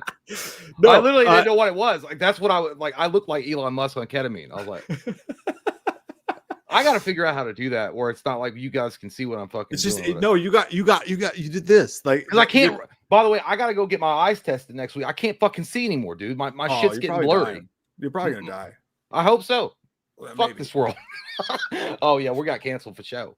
But no, I can't. Like my shit gets blurry, so I had to like lean in. Oh yeah, I was like, what is that? No, it's it. But anyway, yeah, no. The name of Blink's tour, and they're touring with Alkaline Trio. The name of the tour is Missionary Impossible. It was like, and the tagline was like, this message. When they announced the tour, they're like, this message will self-destruct in your pants. It's called Missionary Impossible. I love Liquid. Well, yeah, well, you know what? Me and Cody, my brother, we didn't. That would have gone over my head a long time ago because I didn't even know what take off your pants and jacket meant. I just thought it meant like someone taking off their pants and jacket. And then Mike explained to us, like, God, you guys are fucking idiots, dude. It meant like take off your pants and jacket, like your wiener. And I'm like, oh, I thought it literally meant take off your pants and jacket, like have a good time. Like you're getting sweaty. It's going to be a great time. We're going to have great music. Like I literally, I went way over my head. So that's good. By the way, best Alkaline Trio song is, in my opinion, it's an ever-changing thing because I love so many of their songs, but I will go today with Cop from God Damn It. The entire album of God Damn It. I was listening to it right before we came on stream. Amazing Alkaline Trio album. So good. Cream betweens. I'm not getting contacts. I'm not touching my eyeballs. No fucking way. I wouldn't want to do that either. Just go glasses. You'd be hot with glasses, dude. I'd fuck you. I'm not. Thank you. Raymond James Stadium says, what is the best in divorce shot to drink? Celebratory. A celebratory drink. Thank God. Anything, any drink. It's celebratory. Good for you. Get the fuck out of there. That's actually, thank you, baby. That's what I was going to tell you earlier. I was at the liquor store earlier, and they have a fucking pony keg of Fireball shots. Oh God, for sale. Does it have Nick Nolte's face on it? Gary Busey. Gary Busey. Yeah, they're the same. They're the same. But no, it's a red. It's like this big. It's like this and like that tall. You would die. $75.99. An actual keg of Fireball, and I was like, "Fuck! I wish I drank Fireball because I want to put that in my house." I like Fireball, but that's the problem. It tastes like, to me, it tastes like Big Red, like the chewing gum, and that's dangerous because I like Big Red. And it's so sugary too. So I'll keep going, and I'll be like, I'm not even feeling it. I'm not even feeling it. Meanwhile, my legs and feet have gone on strike. They're not telling anybody, but I'll know about it. I'll know about it when I stand up. I'll know about it. And then all of a sudden you're like waking up and you see a bright light. You think you've died, but actually it's just the hospital lights. It's like, we're going to give you some coal. We're pumping your stomach. You alky. Fireball shots are always a bad idea. Whenever someone forces one into you, you're like, God damn it, fine. Last time someone forced a shit shot to me was fucking Riley from Slash and Cast at the meetup. Oh, yeah. He came out there with a fucking plate and he was like, I bought this for you. And I was like, what is it? He was like, it's the cheapest whiskey. That wasn't Fireball, dude. That was like some. No, it wasn't. That was bad whiskey. That was the kind that fucking Sam Elliott drank in Tombstone. Yeah. Like that. And I looked bad whiskey. Because he was trying to get us to do stuff earlier. We're like, we can't do it. Like what I said, I felt bad. So I looked him dead in the eyes and I was like, Riley, I don't want to fucking drink this. I've been drinking all fucking night. I'm already gonna feel like shit tomorrow. But because I love you as a man, I'm gonna fucking drink this. And I took it down and it hurt just as bad as I thought it was gonna hurt. Yeah. That motherfucker, I hope he's watching this because like I'm called about. He fucking booty called me like 2 nights ago at like 3 a.m. I didn't see it till the next day. I didn't even bother asking him what he wanted because I knew it was a fucking booty call, right? Like I woke up the next day, 3:09 a.m. in the morning, had a fucking missed call from Riley at Slash and Cast, and I was like, this motherfucker, like that was whatever it was going to be. You don't want any part of it. Hey man, he's a good guy though. He actually is a dude. No, I love him. I'm kidding. No, but I don't even have him on my phone. I don't even have him on his phone as Riley. I just have him in Slash and Cast because I don't know him well enough just to be like, it's Riley. Like he's done that to me before. I just got a missed call like the middle of the night from Riley. For some reason, he gets drunk and he's like, "You know what I'm gonna call? I'm gonna call Mike from Wham." I would have answered if I was awake, but yeah. That was some gnarly ass fucking whiskey. I don't know what that shit was, but did you do one too? Fuck yeah, I did because he was like, I got it for everybody. I'm like, and I was like, you don't understand, dude. I don't want to do it for real because, like, have you ever seen Back to the Future Part 3 where Emmett Brown is like doesn't drink and then they were like, oh, but the train's here, and he's like, yes, we gotta go, and then he hits it and then he fucking passes out. Like that's what it literally felt like. Somebody was karate chopping my fucking liver as soon as I was done. And I was like, that's it. Shit. I'm gonna die. That's it. As soon as I felt the burning sensation going into my fucking through my throat into my stomach. I was like, that's it. That's how you die. Yeah. That's going to be your tombstone. That's the answer to your question. The best divorce shot to drink was whatever the fuck Riley from Slash and Cast is serving you at 1:30 a.m. at a fucking bar. It's probably the best. But no, we do love Riley. D. Creepy said the 200K live stream will be even more epic. Yeah, like in 10 more years. Yeah, when we're 50. Yeah, that's gonna be crazy. That's gonna be crazy. Watch 50-year-olds get fucking hammered for 200,000. Yeah, well, though they are a special celebration. We like having fun with those because, like, it's because of you guys getting there is always a big deal. And I personally think 200,000 will probably cocaine and hookers will be involved for sure because that's just a big milestone. I mean, we could say that for the million if we ever get there. But do you think like that would be like couth with YouTube if like we were like, it's our 200K live stream, let's invite some of those? I don't even know if they do that. Like what? Like hookers? Like no, not hookers, but like strippers like come to your house. Do they still do that? Can you order strippers to your house? I don't know. Can you order male strippers to your house? I would imagine. You know how funny that would be? Yeah, you know how fucking hilarious that would be? You know what's going to happen to you if you're going to keep saying it, and then someone's going to like stream snipe you, and they're going to fucking send literally a male hooker to your house. Trust me, dude. I've pissed so many people off on the internet. If they could, like, I would have already been doxxed. Like, that's a reality I live with daily. Like, I've already got a plan for when it happens. Like, I know exactly how I'm going to act. Nighttime like, says, yes, I did last month. I did last month. But I don't think it would go over well. I mean, unless you were like, like, yeah, you fucking racist, always talking shit. Yeah, it's like, what we could do is like, fucking strippers come over, like we're doing educational purposes, like we're setting them down and interviewing them. It's like, what made you pursue this life choice? Yeah, I would be like, you'd see me dancing and like have a good time, and then you would hear Jay like, so are you gonna like, do you think about college or like? I would like maybe you should go to college. I get awkward about it. I don't care. I don't, because it's not doing anything for me. I know they're getting paid to fucking be like, shaking their titties and butt cheeks in my face, and it's just not doing anything for me. I know you're there for a reason, and I understand. I'm gonna give you your tip, but at the end of the day, I feel awkward because I'm not gonna get, I'm not gonna have the Rock of Gibraltar in my undies with you sitting on me. It's just not gonna. You smell like baby oil and cigarettes. It just doesn't work for me. She tastes like cigarettes.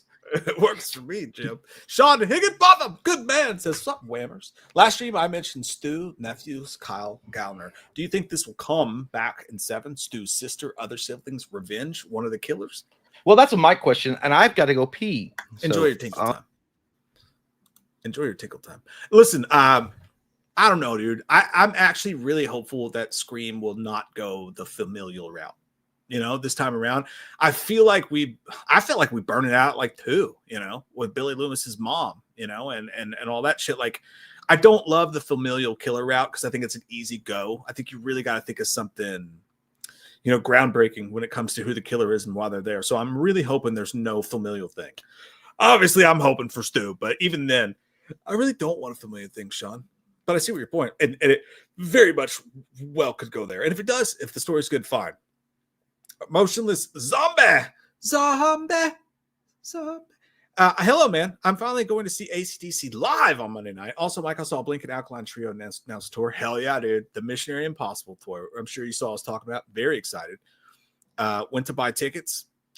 I said, you know what? I spent so much seeing them like 5 times the last tour. I just went ahead and got lawn tickets because now my kids both love them.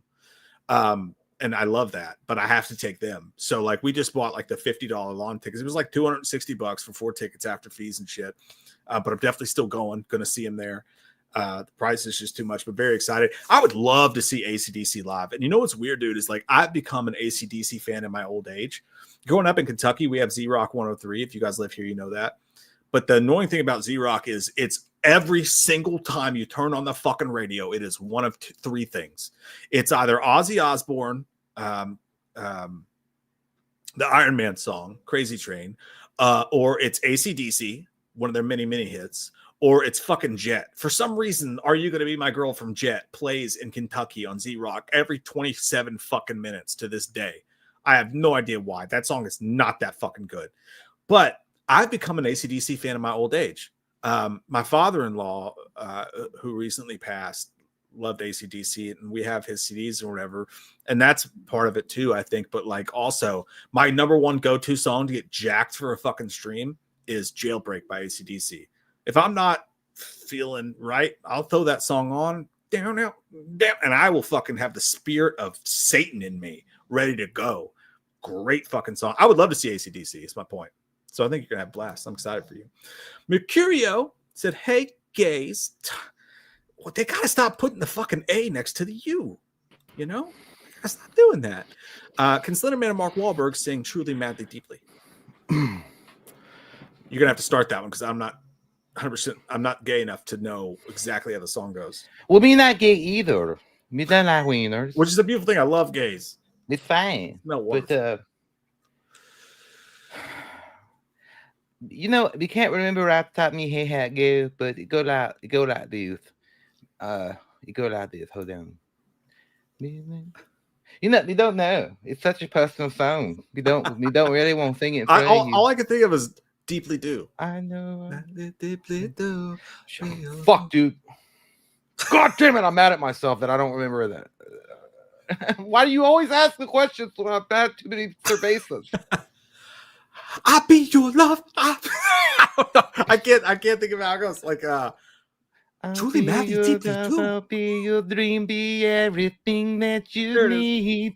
Me love you more with every breath, truly, madly, deeply do. I stomp your face on the curb, cause I'm Mark Wahlberg. For a new beginning, a reason for living. Now he's got it. Eat a turkey burger in the wind like I want to stab Jews.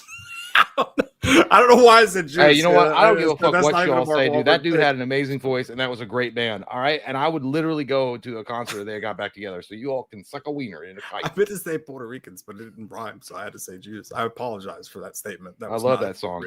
I love. Actually, it's not my favorite song. I love "Two Beds in a Coffee Machine." Is a really sad song, but it's really good too. I like the name of it though. Do you know what I watched the other night? By the way, by myself, just in the middle of. I told you I wasn't drinking during the week anymore, right? So the other night I was just like sitting around sober, was watching a movie. I watched Pain and Gain at like 2 a.m. in the morning. Watched Pain and Gain. And then you broke your fast on alcohol. No, I'm not drinking alcohol. This is Mountain Dew. I don't give a shit. Don't judge me, okay? All right, men say things that they don't mean all the fucking time. When you said it, I was like, "Good, I'm happy for you, dude." I'm just doing less.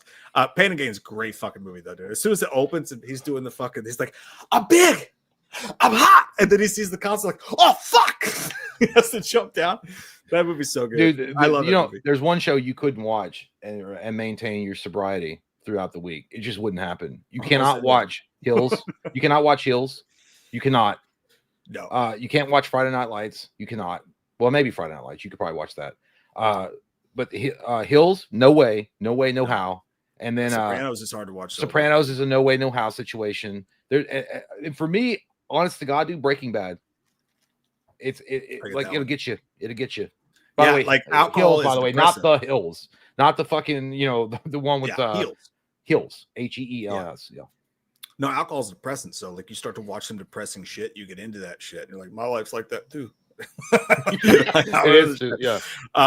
But no, that is one of the funniest moments in the movie. Actually, he's like, they just killed the guy. Mark Wahlberg's like, hang on, I need a pump. And Mark Wahlberg grabs the weights and he's like doing this shit. And the Rock's sitting there. By the way, Rock, great performance in Pain and Gain. One of his most underrated performances. But Rock's sitting there and Mark Wahlberg's probably like, that's it, get it. Hey, that's a good question, chat. What do you guys think? Atomo says The Wire. Also, I never watched The Wire, but I'm sure it's a drinking show. What movie, like that? Just one movie that you can think of that when you watch it, a nice cold brewski or a nice whiskey and sour is what you have to have in your hand while you're watching it. At least at some point, you're like, "Yep, I got to."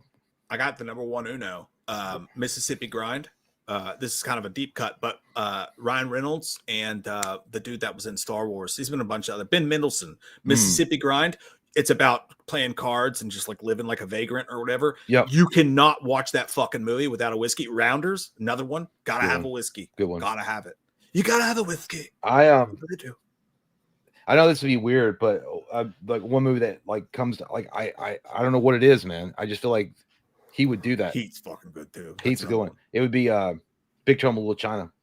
I don't know what it is. Oh, really? Just having a couple of brewskis hanging back with the boys, be like, you know what? I don't know what all this magic shit. I'm just driving this semi truck. My name's Jack Burton, and I got to get my truck back. It feels like somebody had like it feels like her. Like I don't know. I was watching her or Tombstone. Tombstones. Oh yeah. You know I don't know, but anyways, I don't know. I mean, if you do drink, is what I'm saying. But either way, yeah. Maybe it was an unfair question. Who was it? Someone said earlier, they were like, I just watched Phantasm for the first time and it's a weird movie. Yeah, dude, I don't understand that movie. I don't get it. What movie? Oh, Gary says I watched Phantasm the other day. Weird fucking movie. It is a weird movie. Weird. And it gets well, and then because it doesn't, it's all disjointed. You know I like it, but like, yeah, it's like it's hard to follow. It's fuck.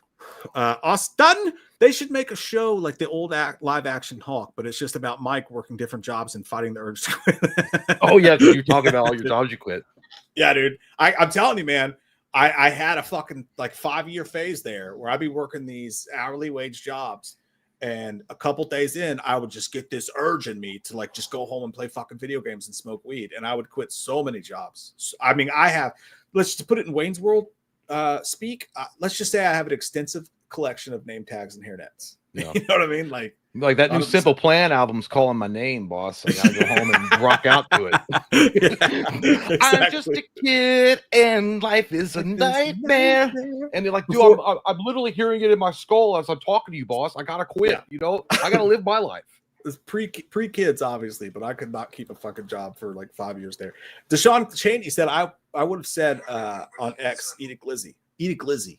What's a glizzy? I imagine that's like a cum covered. I don't know what that. I don't know what the. Probably made dirty. You know what it is. Or donut.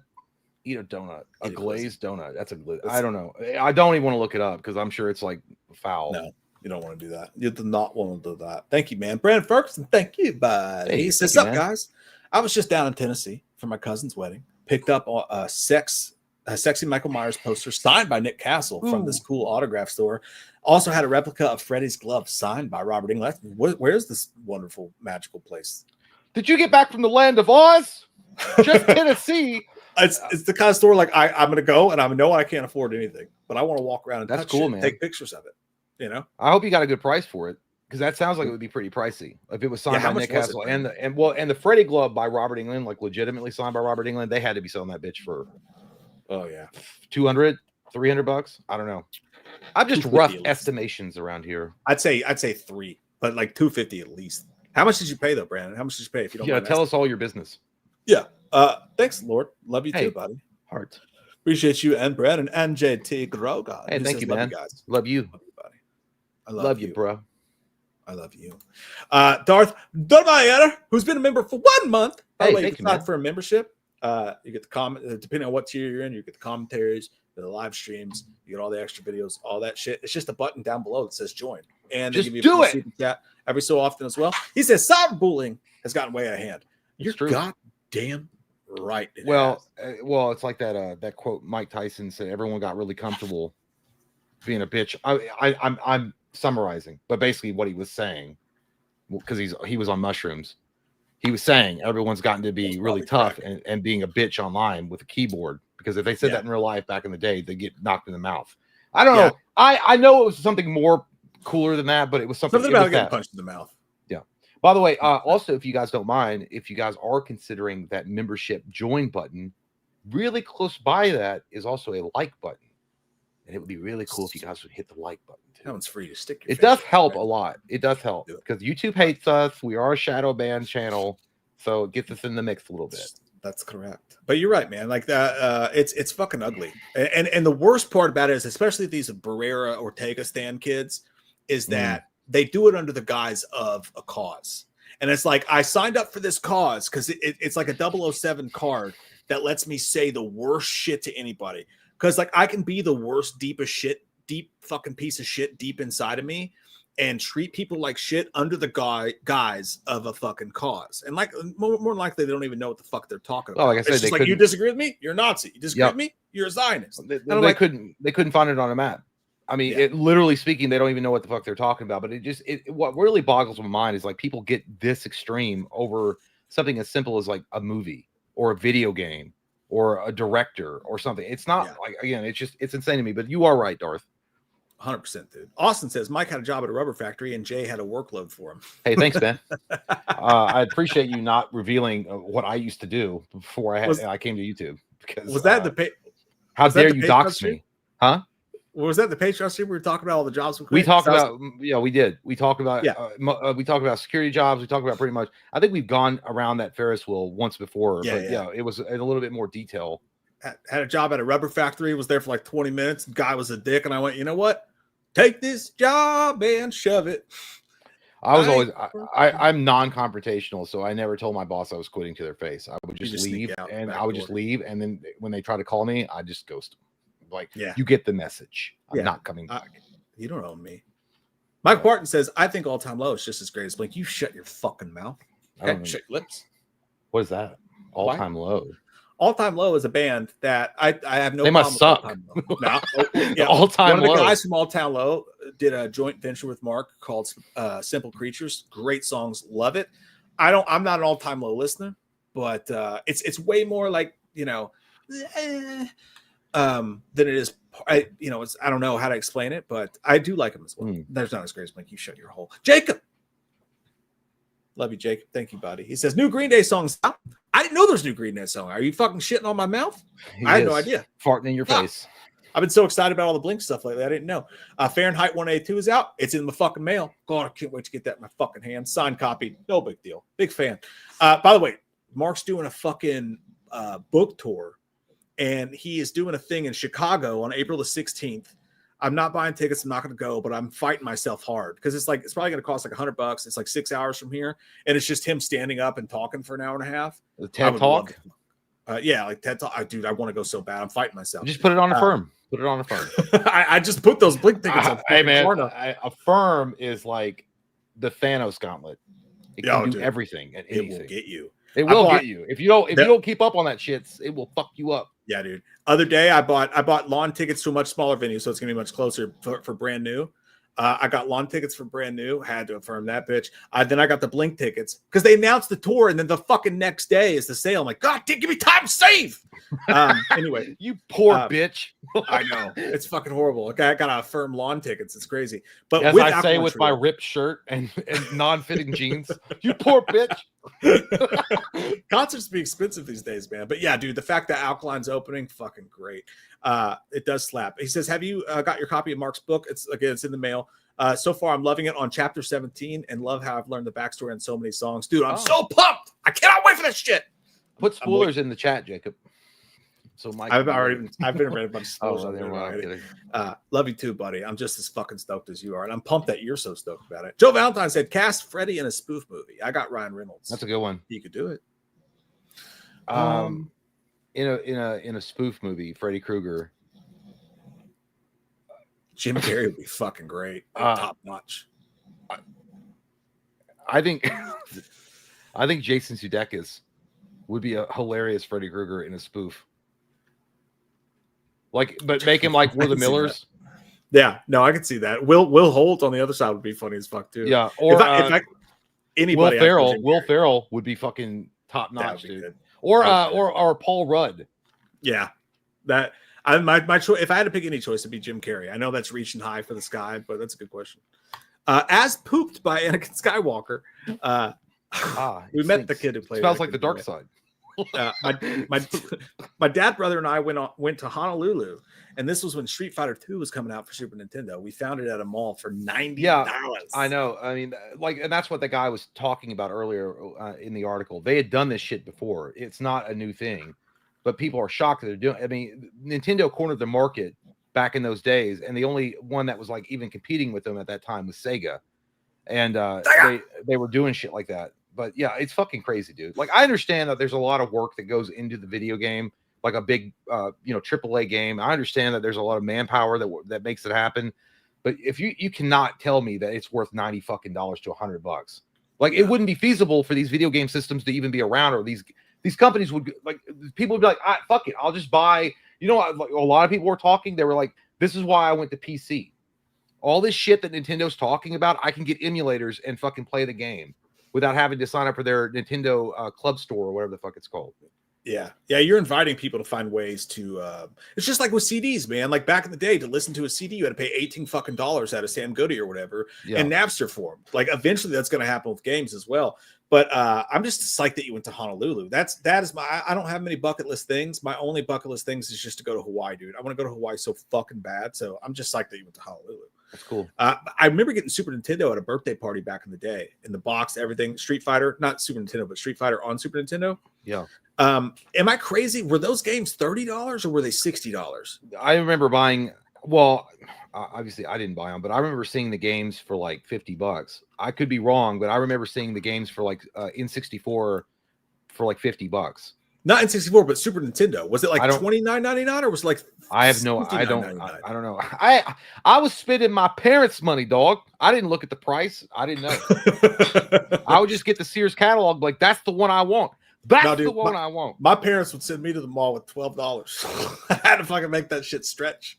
That's why. But honestly, that forged my taste in music, because the only CDs you could buy at the mall for less than $10 where they had these punk sampler albums that were like $5.99, and I would buy those because I couldn't afford to buy the other shit. So I learned, because they would have like 20 different bands, and I learned so many great bands off those like punk CD samplers. Well, you know what, awesome. Mind the Gap is saying the pricing wouldn't be as much of an issue if you could still rent the games. That's true. I think you have a point, but that's gone bye. I mean, GameFly is gone. The brick and mortar stores like Blockbuster, Hollywood Video, whatever that did that are gone. Yeah. And it's Nintendo such a game too, though, because you only had it for a week. You couldn't. Well, the problem really is, have that much time. Nintendo is they don't release any of their games on any other platform, and I understand why they don't do that. They keep a competitive edge against Microsoft and Sony.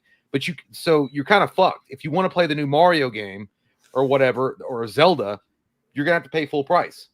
You can't. I mean, they don't have a service like Game Pass, right? I don't think they do. No, they don't. Motionless said that he saw old articles of Super Nintendo games being between $39 to $80. And they were. I do remember them being really expensive. And you remember the Super Scope and shit? Like, that Super Scope was so fucking useless, dude. And we all bought it. It wasn't. The Super Scope was useless, and so was the Power Glove. They were literally, it didn't fucking work. You lying cocksucking movie, The Wizard. You're a liar.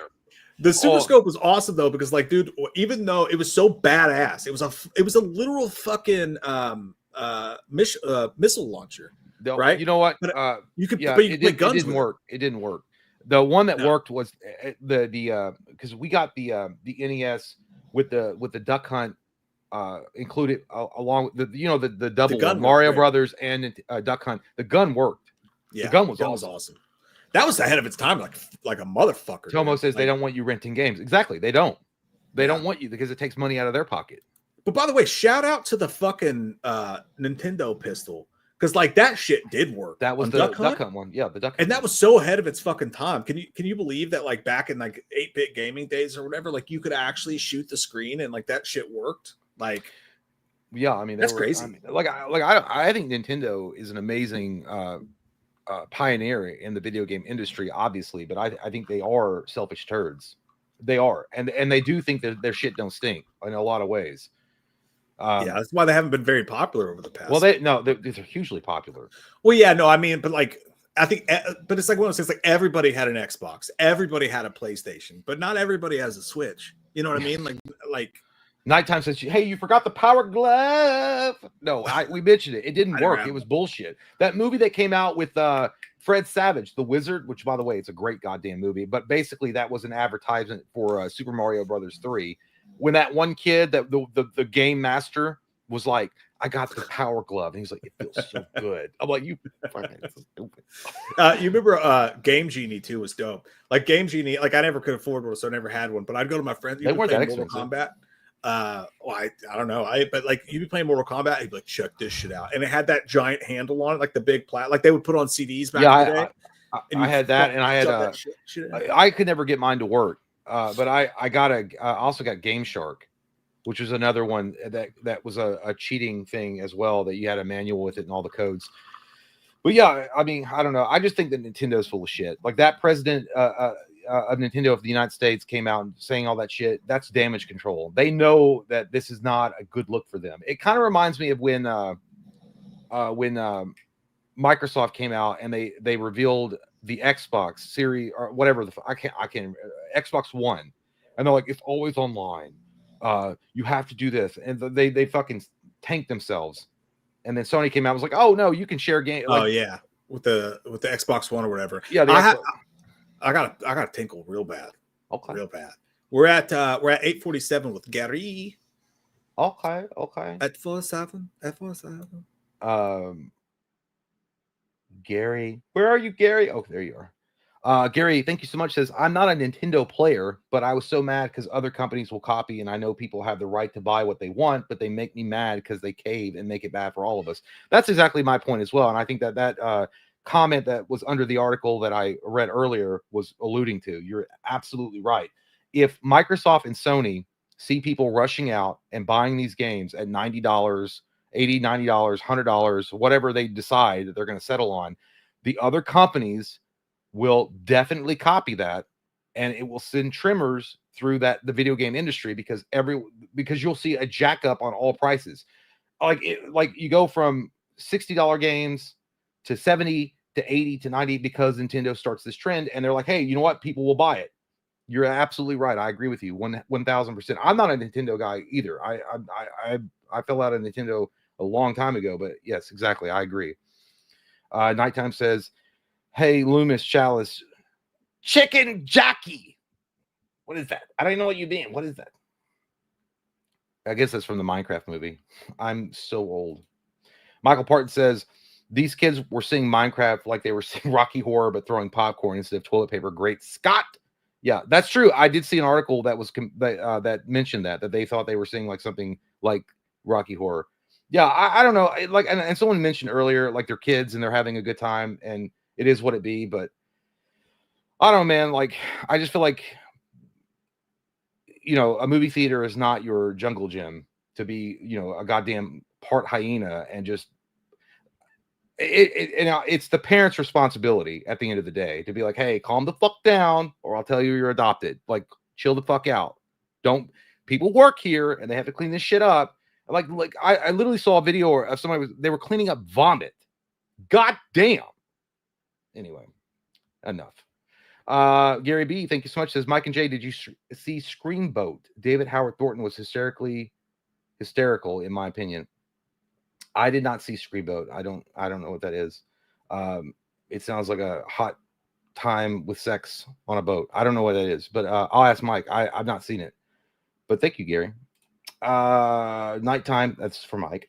I'll fine. I'll get back to that one. Okay. So Gary B and Nighttime. Gary should get Ronnie from Halloween and they're roasting the kids throwing popcorn. Yeah. They're probably queer. Bunch of fucking weirdos out there throwing popcorn like they never seen goddamn corn before because their parents are stupid as shit. Probably inbreeding. And I know about inbreeding. Trust me, I know about it. Fucking nasty ass hoes. And I know that's not like Ronnie, but this is as close as I can get right now. But you're right. Papa Hades says, hey, Dr. Loomis, why would you want the hill people sent back to the Stone Age extinction in The Hills Have Eyes? Why would I? Because they smell like used butt plugs. Their faces look like melted concrete. And they offer nothing to society except more disgusting human beings.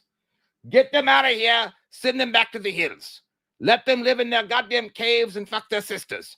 Don't bring them into society. I don't even want to treat them or deal with them. Nasty hoes. Gross. That's why. Papa Hades.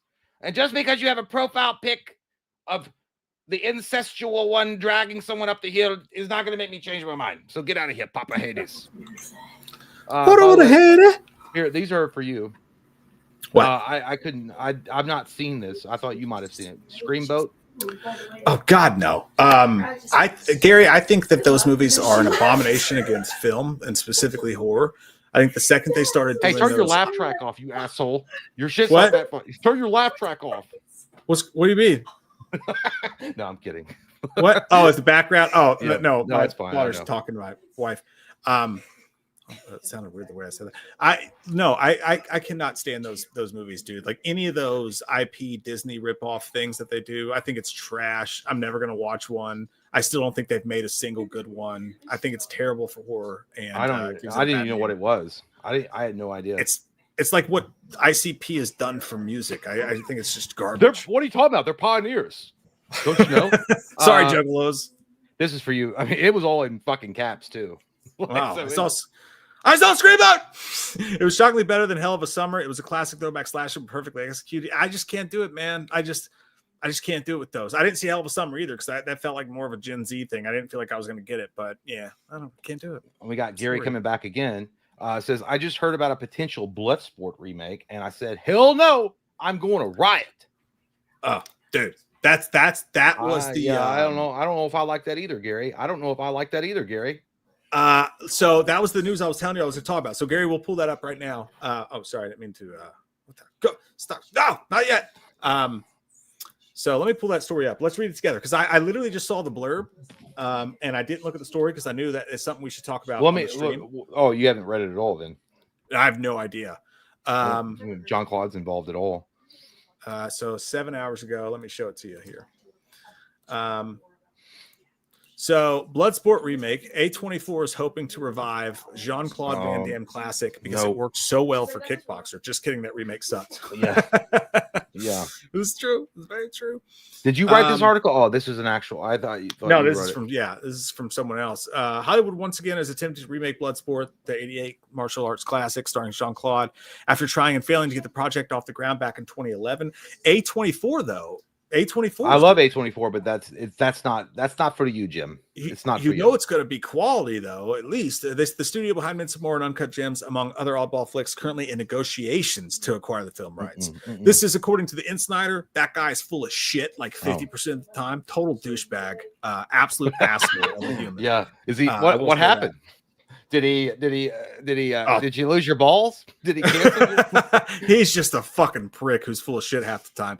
But it says, in addition, producers are expected to completely reboot the property, find an elevated action director along with a hot young actor. Wow. That word right there, elevated, that is not something A24 would ever say about themselves. That's the way that everybody else looks at A24. So that smells like bullshit to me. Here's the thing. Bloodsport is a perfect movie. It literally doesn't need a remake at all. True. It's a perfect movie. Much like The Crow. And I had no problem with them doing a new Crow movie whatsoever. I was like, that's cool. Why did you have to retell Eric Draven's story? It was already perfectly done. Yeah.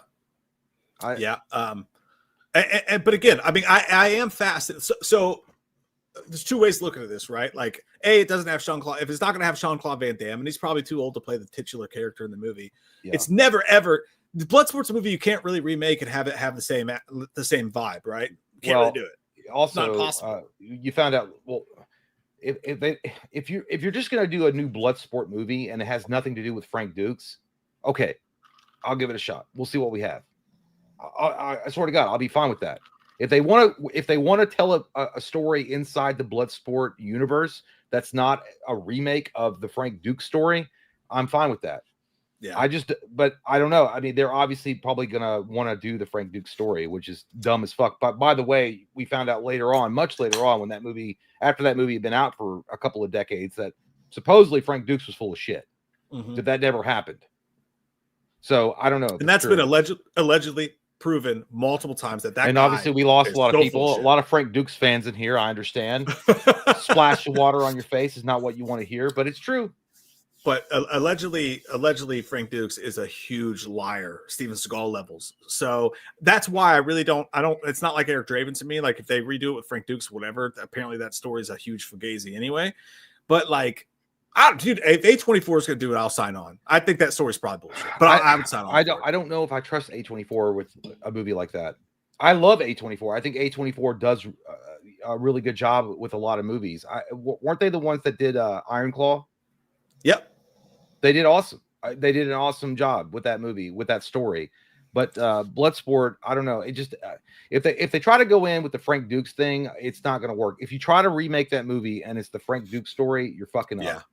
But on the flip side, though, and Egg Shin's actually right, because he says, well, it was made by Canon Films. It's not like the beacon of quality, but it was that specific quality. They made those kind of specific films. But Canon Films, weren't they responsible for RoboCop? The first RoboCop, was it Canon? No. Canon was gone before the remake RoboCop. What? Maybe it was. Maybe I'm thinking of He-Man. I don't remember. But yeah, you're right. Orion was the Orion. Okay, I'm not saying. Okay, I'm not saying. Yeah, you're right. I'm not saying that they are. But Van Damme, that was a special story, and that worked for the time, and it was perfect for what it was, and it holds up today. If they go back and try to tell the Frank Dukes story, it's going to be I don't trust A24 to retell that story. I just don't.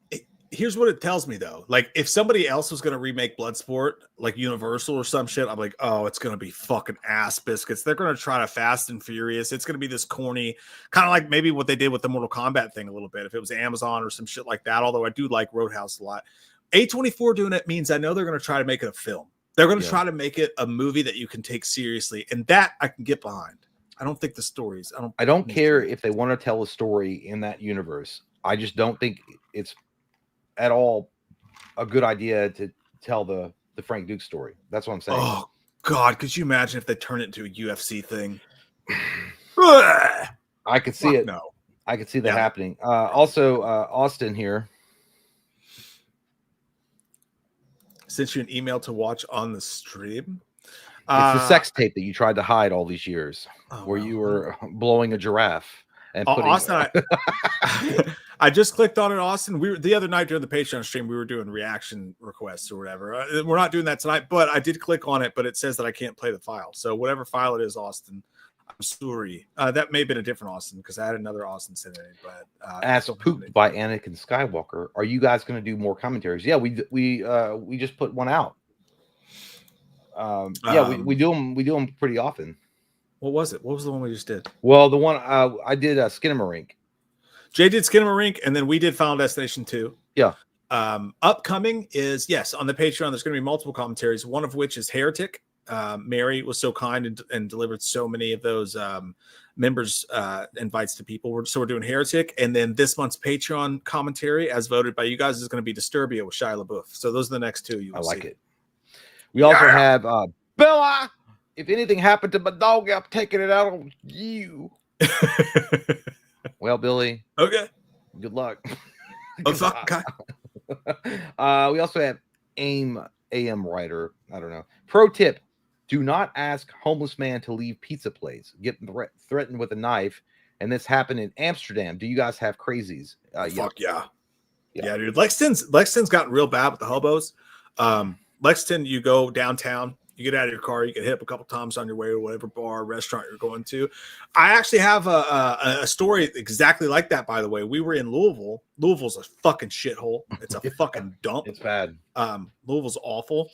But we took the kids and my brother-in-law, and we went to a pizza place in Louisville, and this homeless guy comes in while they just delivered our pizza, set it down. Homeless guy comes in, he's like, and like extreme, he was like, can I get a slice of the pizza? Whatever. Like, I'm not Dave Portnoy.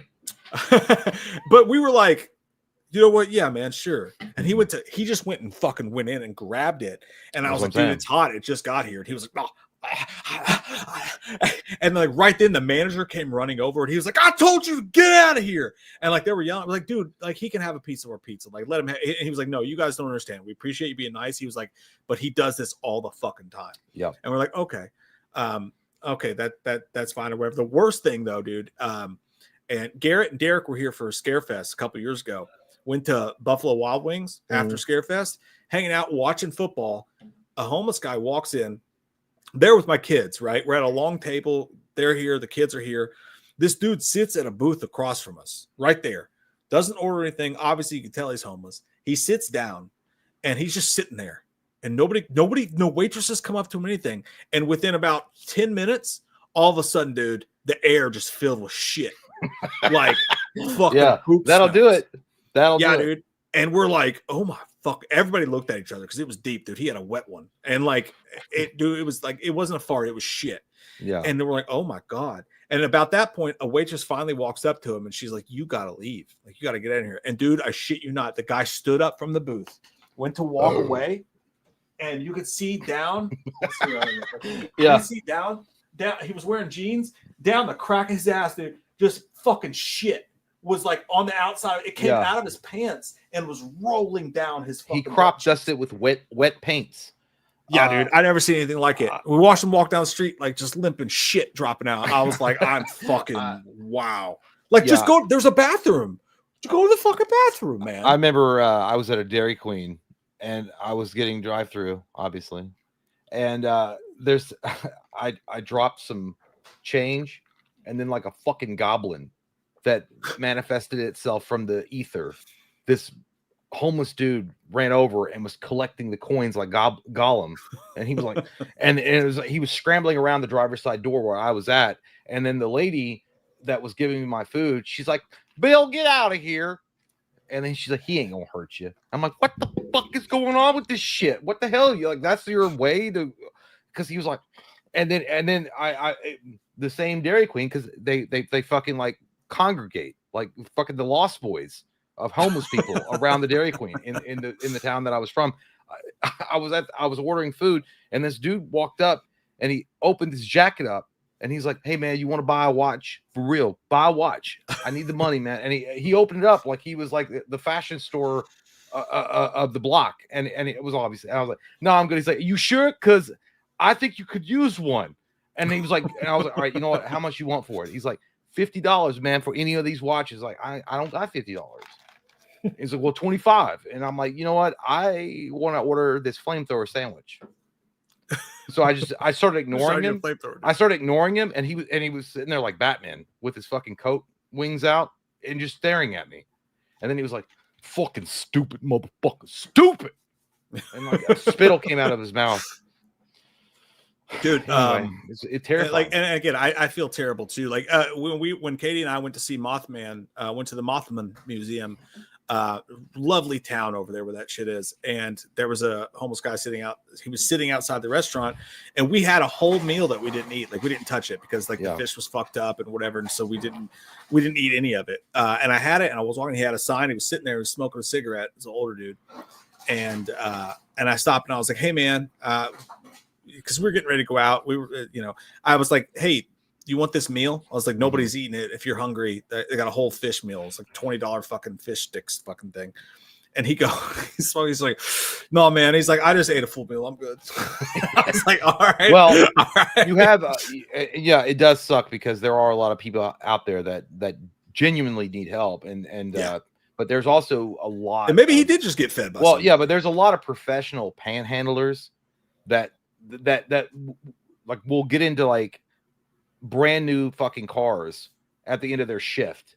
They go out there and they fucking work it like an 8-hour job, and they sit there and collect money, and they have a fucking $60,000 truck or car. It's like the joke where the guy rips off the thing and he's got a suit and he hops in his Beamer and drives away. Yeah, I'm not like it's a problem, but there's a lot of these fuckers that are just doing it because they don't want to do anything productive at all. They don't want to try to get a job. They don't want food.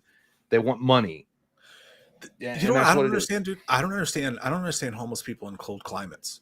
Like, if I was gonna be in that situation, I would definitely hop on a bus or like hitch or whatever, and I would go to like California or some shit where at least it's fucking warm, Yeah, they're all acting like fucking Rambo when they're walking into town. It's a long road. Jake kicks him. He's like, get a haircut. He goes, what's up? You got something wrong? Getting something to eat here? Yeah, me.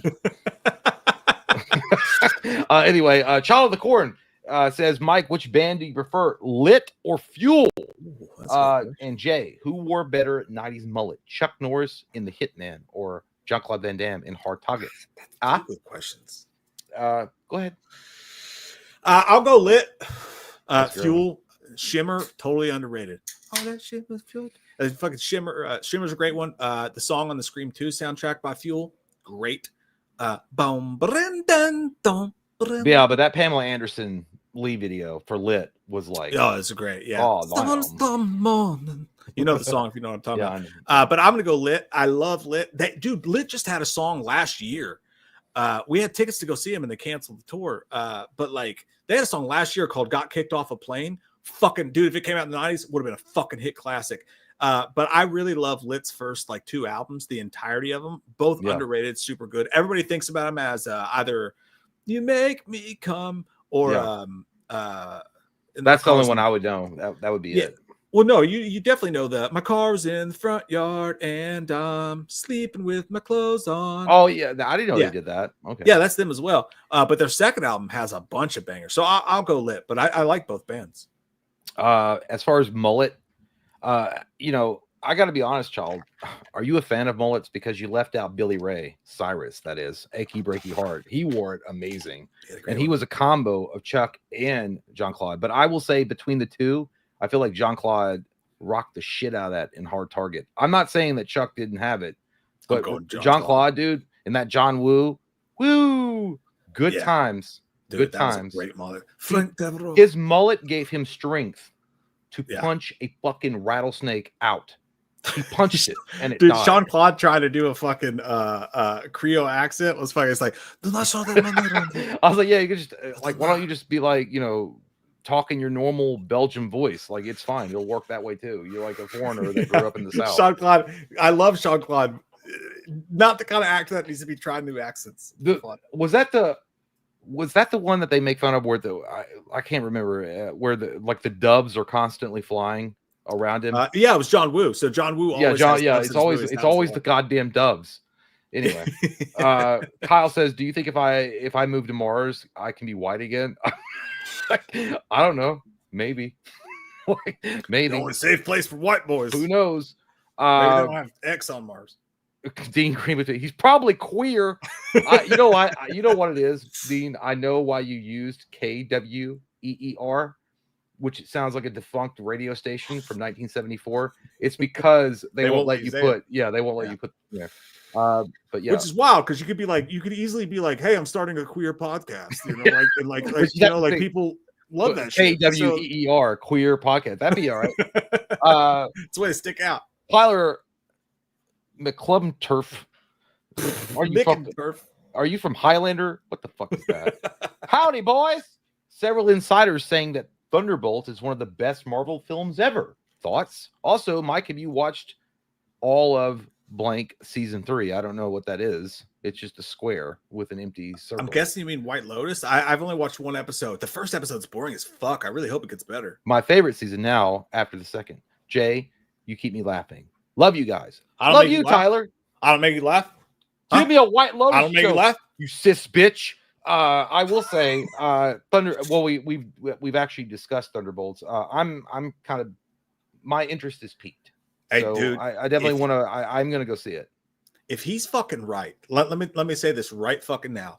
If Thunderbolts, if that's true, and Thunderbolts turns out to be one of the best Marvel movies ever, I think we all have to suck on Jay's tip just a little bit. No, Jay, out of fucking nowhere, like nobody's talking about Thunderbolts. It's like nobody. Jay, I think Thunderbolts might be fucking good. Out of fucking nowhere, Jay's like, I think Thunderbolts might be fucking good. If that turns out to be true, I will blow you live. I'm like that. I'm like that old. I'm like that dude that's like walking next to the gas station late at night. I'm like, hey, you know what? I feel like if we bought a scratch off, we might win. We might win. If that's true, you deserve massive respect because like you don't even talk about like new movies a lot, but you just randomly out of fucking nowhere, Jay's like, I think Thunderbolts might be fucking great. It might be. I don't know. Like some of the stuff I've been reading about it, and I do like the Sentry. And someone had mentioned earlier, the Sentry is based. Well, he's basically Marvel's Superman, but someone said he's based on Miracle Man from DC. But when I die, by the way, Egg Shin's not gonna get any of my fucking money. Like everybody else here is gonna get like at least a couple shekels. Egg Shin's out of the fucking will. Out of the fucking will. Hey, why don't you just? Jesus Christ, Egg, it's just a game.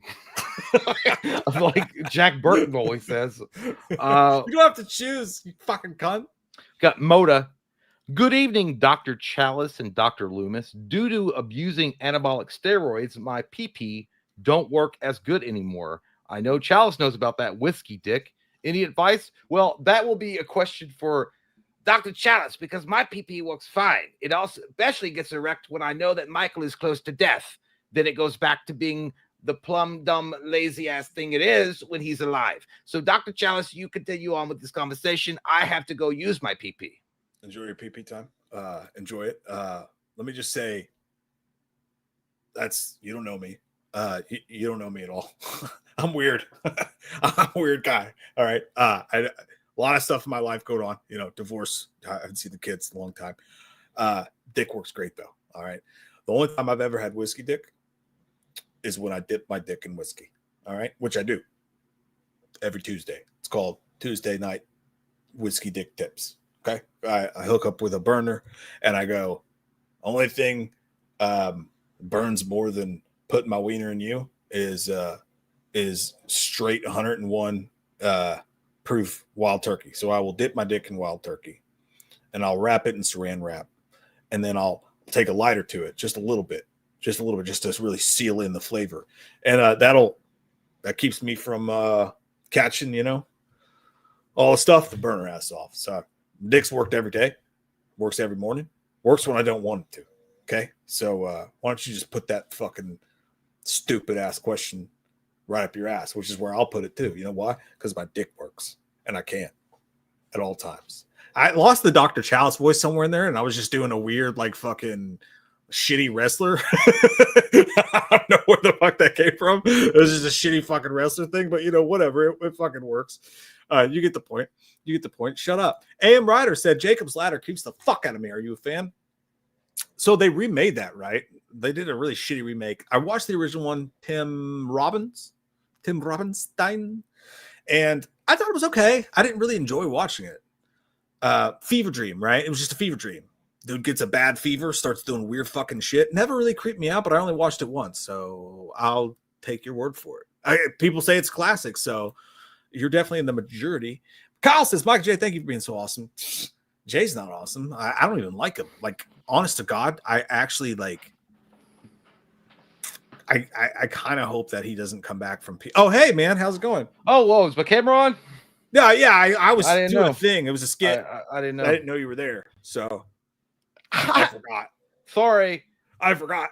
I had to pee for a long time. It's weird how you that was a fast pee, actually. Yeah, but it's like you can't what's it like? Once you break the seal, it's the worst. You gotta fuck Seal, the singer. Yep, you gotta have sex with his scars and all. It doesn't matter. Baby, your dick feels like a jackhammer from the grave. My wiener sucks. I got nothing. Can I get a kiss from that rose? Have you seen there's a Mountain Dew commercial where he's a seal, like Seal's actually a seal, and he's like, baby, tastes like a tip from a lime on the bay. And I'm like, that's crazy how your career took a turn for the worst. I love Seal. Fly like an eagle. I'm crossing that bridge with lessons I've learned. That's a deep cut. I don't know what the fuck you're singing. That's Prayer for the Dying. That was one of his first big hits. Oh, no one heard that. The Dying did. It was a prayer for them. And God, because it was a prayer. Mustafa said, I don't agree with the Melissa fans for asking you. Thanks, man. But with that being said, I don't want to read the rest of it. With that being said, I think it's BS that they fired her for speaking out against apartheid genocide. Look, and I've maintained this the entire time. I think what's going on over there, I don't know nearly enough about it to speak on it. And I don't think anybody wants to hear my fucking thoughts on it. All I know is that on both sides of that war, people are fucking killing children. And people are doing awful things, whether it's Hamas or Israel and I think it is definitely not a situation where you can look at one person and call him a white knight and look at another side of it and call him evil. Like, horrendous things have happened on both sides of that.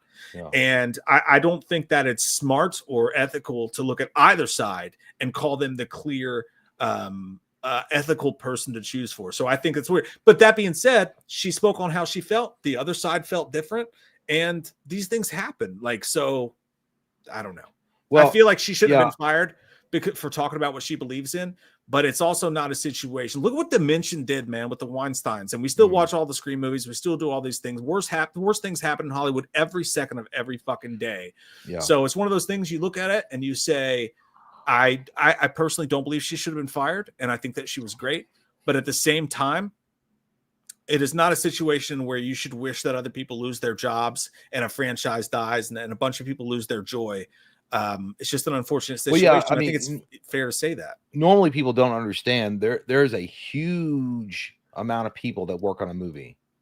It's not just like the actors and the director that work on the movie. There's a lot of people whose job is dependent on that fucking film doing well or them having work. And you know what? I'm not going to get into it about what side is right and who's wrong or whatever. Because to be honest with you, I don't know enough about it to fucking speak on it, and I'm just not going to do it. But I will say, I feel like there's a responsibility if you're a contracted worker or an employee in this case to be careful with what you say and how you say it and what you say online. If it's not in regards to promoting the fucking movie that you were contracted to do, if it's not that, then shut the fuck up and do it after the movie's over. Because again, there's a lot of people relying on that income, that job.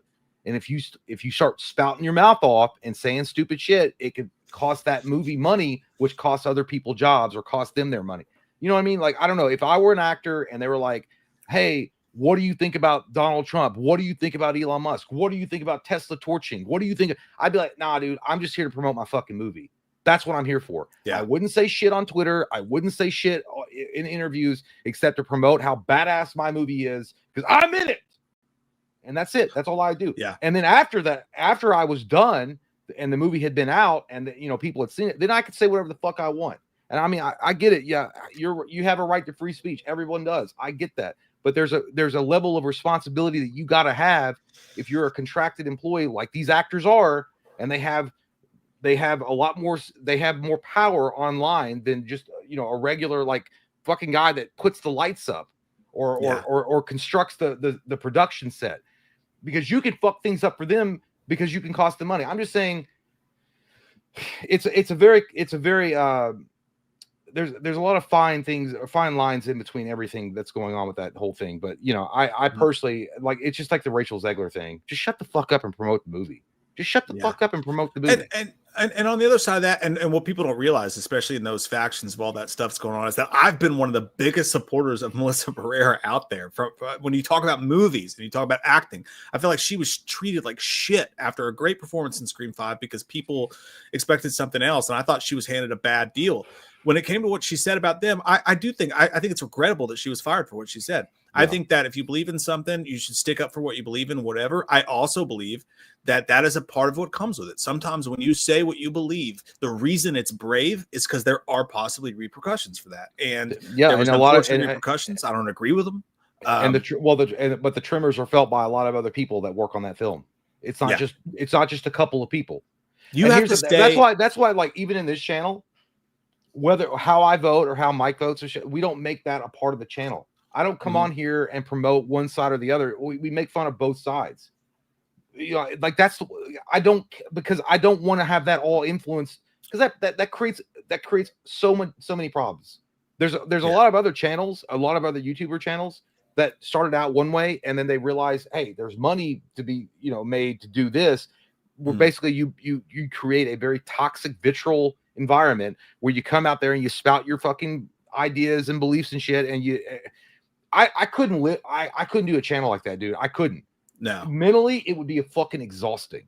But that's I mean, but it would also, if I came out here or Mike came on here and was like, this is how I believe this, and was just very like angry about it, that's going to affect both of us. It's not just what I mean, like it affects both of us. No, 100%, and that's 100% true too. And I think that, like, again, it's unfortunate what happened to her, but the stance throwing the baby out with the bathwater, a franchise that has brought joy, it's created jobs, it's done so many good things for so many people. Yeah, to look at something and be like, I don't agree with this thing that happened here, so I don't want anybody to use something that's supposed to be for good and create pain for others is going in reverse. to look at people and say, I fucking hate these people, and I don't want this movie to fail, and I don't want these people to have jobs, and I don't want people to get joy for this movie because I don't agree with one decision from one studio head, because that makes me feel self-righteous because it gives me something. It's so easy to sit online and call people names and say awful things. I'm on the right side, so I'm actually doing good. You're not. You're adding to the hatred. You're adding to the discord. You're adding to the separation of human beings, which is one of the biggest problems with mankind right now. The biggest issue is actually the fact that we're all divided as human beings. That's a bigger issue than any of this stuff. And you're adding to that, and you're actually creating more pain and hurt than you should be. You should say out loud, I disagree that they did this. They shouldn't have done this, but I don't want to create pain for others because of it. And that I feel like there's nothing wrong with that. But we live in a society where some people go, no, that makes you the absolute worst piece of shit ever to actually have any sort of nuance. It's got to be black or white. You know, you're either a fucking Nazi or you're a libtard. Like it's Well, it's the fucking problem with the entire universe. You know? Divisiveness aside, your side doesn't look great when you're threatening people's kids. Exactly. You weaken your whole fucking argument, and no one's going to take you seriously anymore. Yeah. All you are is a ball full of rage and like no sex being. Like you literally have never seen any. Like you're a virgin. You're a fucking keyboard warrior. Nobody gives a shit. Like when you start threatening people's kids and shit, you've lost the thread of the story. Shut the fuck up and go touch some grass. If both sides took your stance, we'd be at war. We'd all be at war. There'd never be peace. There'd never be gray area. It'd be awfulness for everybody and pain. And nobody fucking wants that. But at the end of the day, it's just a movie. Yeah. It's what it is. Sausage in a sandwich. What? Those are good. I like sausage. Like corn dog sausages. Those are good. Corn dog sausages? Corn dogs those breakfast corn dogs. Those are good. You dip them in some pancake syrup. Woo-wee. Breakfast corn dogs are great. Dip them shits in some syrup. Fucking good. Fucking amazing. You like don't it. know what to do with that. Kyle says, got any funny stories at the theme park? Daredevil. A man of few words. As Kyle said when he jumped from the roller coaster halfway up. Daredevil. No, I don't. I remember. Well, I do. Kentucky Kingdom. We went there at middle school. We had a class trip, and I was hanging out with the cool kids, and they were like, "Hey, we're gonna go on all these cool roller coasters that were scary as fuck to me." And one of them was Chang, and we got up on that. It was a stand-up roller coaster, and I didn't know it was China. I don't know what it was. I don't know what it was. It was just called Chang.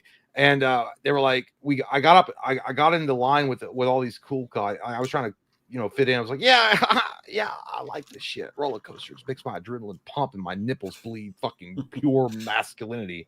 I was like, I'm gonna go up here and have a good. I didn't know it was a stand up. So when the roller coaster skidded to a stop and everyone was getting off and they were taking that shit off the chest harnesses, they were standing up, dude. I was like, I have to go to the bathroom really bad. And the guys that were with me are like, what? I'm like, no, dude, I'm really to poop myself. I'm going to poop. And they're like, this motherfucker go shit himself. Like they start yelling. So I was like, my supposed friends that I was trying to be like cool with, like turned on me instantly. And then everyone was like, looked at me like Poop Bridges McGee walking down the street. And I got out of line and I left. And then I just avoided them the entire time. Man, I have been my entire life deathly afraid of roller coasters. I don't like heights. I don't like man-made roller coasters. I don't trust that shit. So when I was like 15, my parents tried to make me get on the Scooby-Doo roller coaster. It's supposed to be a kid's roller coaster. Literally cried my eyes out. Because I didn't trust them because they would trick me. They'd be like, no, this kid's ride. And then all of a sudden we're at the top of Fuck Mountain going straight down. Like they used to do that shit to me. So it fucked me up. I had trust issues. I had the whole thing. But for instance, me and Katie went to like Kings Island or some shit. And she's like, it's the Looney Tunes roller coaster. I'm like, okay, fuck it. I'll get on this coaster, whatever. Yeah. It's just a tiny coaster, goes straight up and goes around in a circle. Those things freak me out so fucking much, dude. I don't trust the mechanics. I don't trust the heights. And I'm on the Looney Tunes coaster as an adult, kids all around me. And we get up to the top and it starts banging those fucking turns, like those fucking hard turns. And I start cussing. I'm like, fuck, shit, fuck this fucking shit. And everybody's looking at me like, you got me here. Yeah. Like I absolutely loathe fucking roller coasters. I loathe them.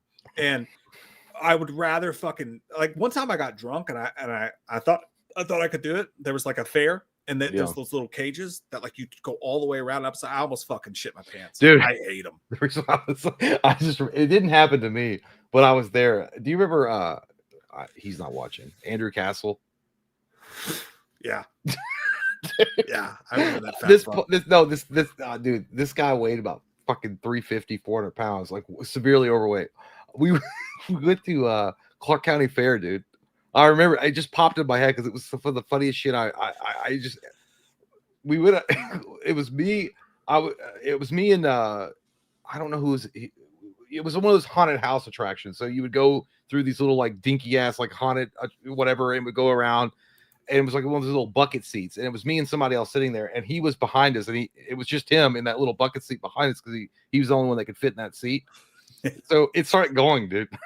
and it fucking broke down. He broke down. Like it stopped because he was too heavy to keep going, and he tried to grab our cart to like fucking tow him out. And, and the guy I was with slapped his hand off. He's like, "Oh fuck!" This guy sounded and looked like Cartman from South Park. And then 100%. We came out of the fucking the ride, and we were looking around for him, and he walked out, and he was like screaming like Cartman. He's like, "You motherfucker, you fucking shit!" Like, dude, it was the funniest shit I've ever seen in my life. Anyway, dude, I remember we were playing football with this guy. Lived in the middle of the fucking shithole place, playing football, and it was like 2-on-2 football. And I'll never forget, Cody came up to me and he was like, "Dude, he's gonna hand it off. He's gonna do a handoff. When he hands it off, blow his ass up." So I was like, "All right." And Andrew turned and handed the ball to, it was like his cousin or some shit, and he handed the ball to him, and I just Goldberg speared him. Like I just came across the line, Goldberg speared him and hit him so fucking hard. I didn't mean to hit him as hard as I hit him. And I hit him so fucking hard, the ball went flying, and I hurt him a little bit, and I felt bad. I was, dude, I'm so sorry. I didn't mean to hit you that fucking hard. And Andrew got so fucking mad at me, he wanted to fight me. So he's like, "You motherfucker, you fucking motherfucker, you trying to dead on Cartman. And like I had left, we were playing football, so I was in like my feet, and I left I had these like boots, like these shitty fucking like Goodies $30 boots that I'd left on his porch. And he's trying to fight me and shit. I'm like, "If you want to fight, we'll fucking fight." And we're like, everybody's between us and we're shoving and shit like that. It's like an NBA game. And like, and I'm like, he's like, "Get the fuck out of my house." And I was like, "My boots are on your fucking porch, dude." It's like, I'm not leaving without my fucking shoes. And he went up there and he picked them up, and I was like, "Don't you fucking throw that boot at me. Don't you fucking throw it." And he fucking threw the boot. That guy. I got so fucking mad. I like ran after him. It was like the most trailer trash fucking like fight thing that was going on. If there ever was a live action South Park, he would be Cartman. 100%. That's what he sounded like. He sounded like he looked like him. Yeah. Like, "You fucking son of a bitch." Swear to God. Yeah.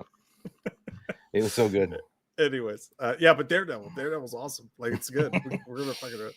Kyle's, "Pass the rice." That's right. That's what you do. You pass the rice. Pop culture. Pat says, "Sup, Mike and Jay, got tickets to Blink Alkaline tour today. So pumped seeing them, Linkin Park and Creed this year. Favorite concert you've been to?" Dude, I do have. I really want to see Linkin Park. I've never seen them. I love the new singer. I think she's fucking great. I would love to see them. Haven't done that yet, but I do have tickets to Creed in July. Fucking so stoked. 6 feet from the edge, and I'm thinking, I cannot wait. Best concert ever, though? It was Def Leppard. It was Def Leppard. I did have a good time because I actually knew the songs, and I got to sit down in a stadium seat inside of an arena that had a roof. It was really nice. The only thing that wasn't nice was like this one drunk bitch that was running around like she was like falling over on people, and it's like, "Oh, sorry, you see my boyfriend." I'm like, I don't know what the fuck you're talking. Because that was the first concert I'd ever been to in my life. I was like, "Do you need me to help you find your boyfriend?" Like I Captain America saved a hoe, and then they were like, no, don't do that. Like she's fucking. Someone will fix that. Do not want to touch that. Don't want to touch it. And then worst concert. Recent Creed one that we went to, because we got to watch Creed on the big screen TV on the outside of the concert because it was fucking shit. It was inclined seats. You couldn't find, I don't know. It was awful. It was one of the worst concert experiences I've ever had in my life. But, it sounded great on TV. I mean, because we literally couldn't get to our seats. That was, I don't remember, what was it, the concert venue? Because you guys have been Riverbend. there. That's where Riverbend. It's fucking awful, dude. Awful. 1.5, not even one, like 0 stars. Shitty.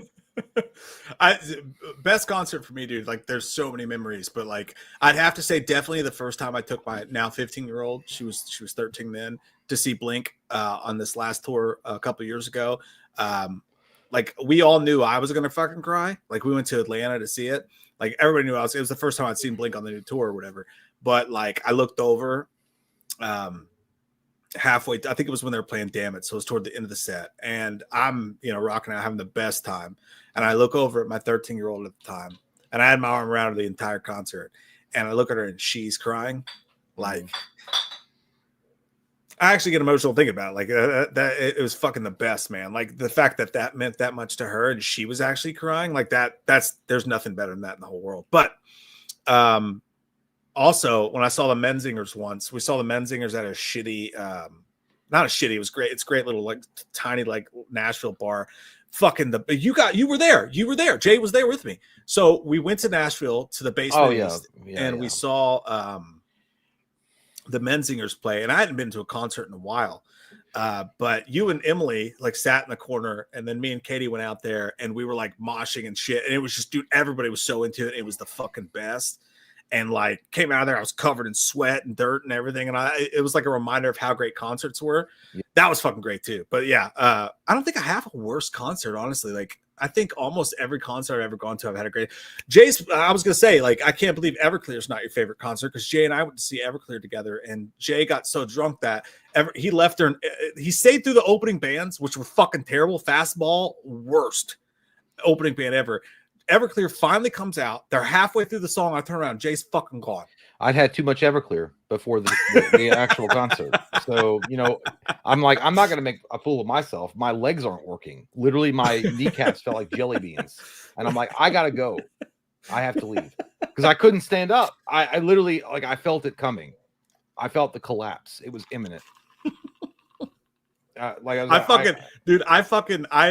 crowd surfed during that show, and the lead singer of Everclear went, "Holy fuck, someone's crowd surfing at an Everclear show," because I was so trash. And then we left also before they even played Santa Monica, which I was pissed because I was also trash at that show.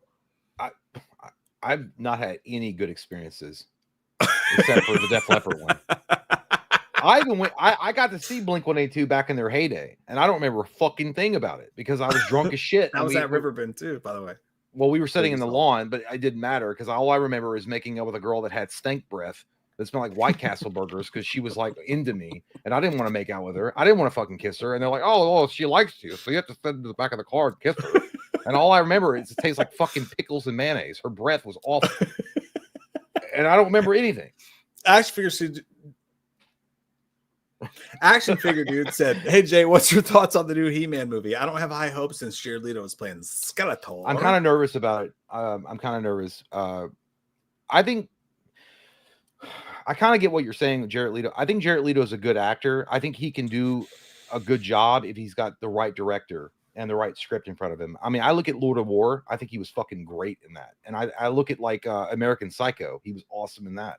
I feel like it's really based on whether or not the script plays to his strengths. As far as him being Skeletor, man, Frank Langella from the original He-Man movie with Dolph Lundgren was incredible. So it's some big shoes to fill. It depends on how but I am kind of nervous because I did see some reports coming out.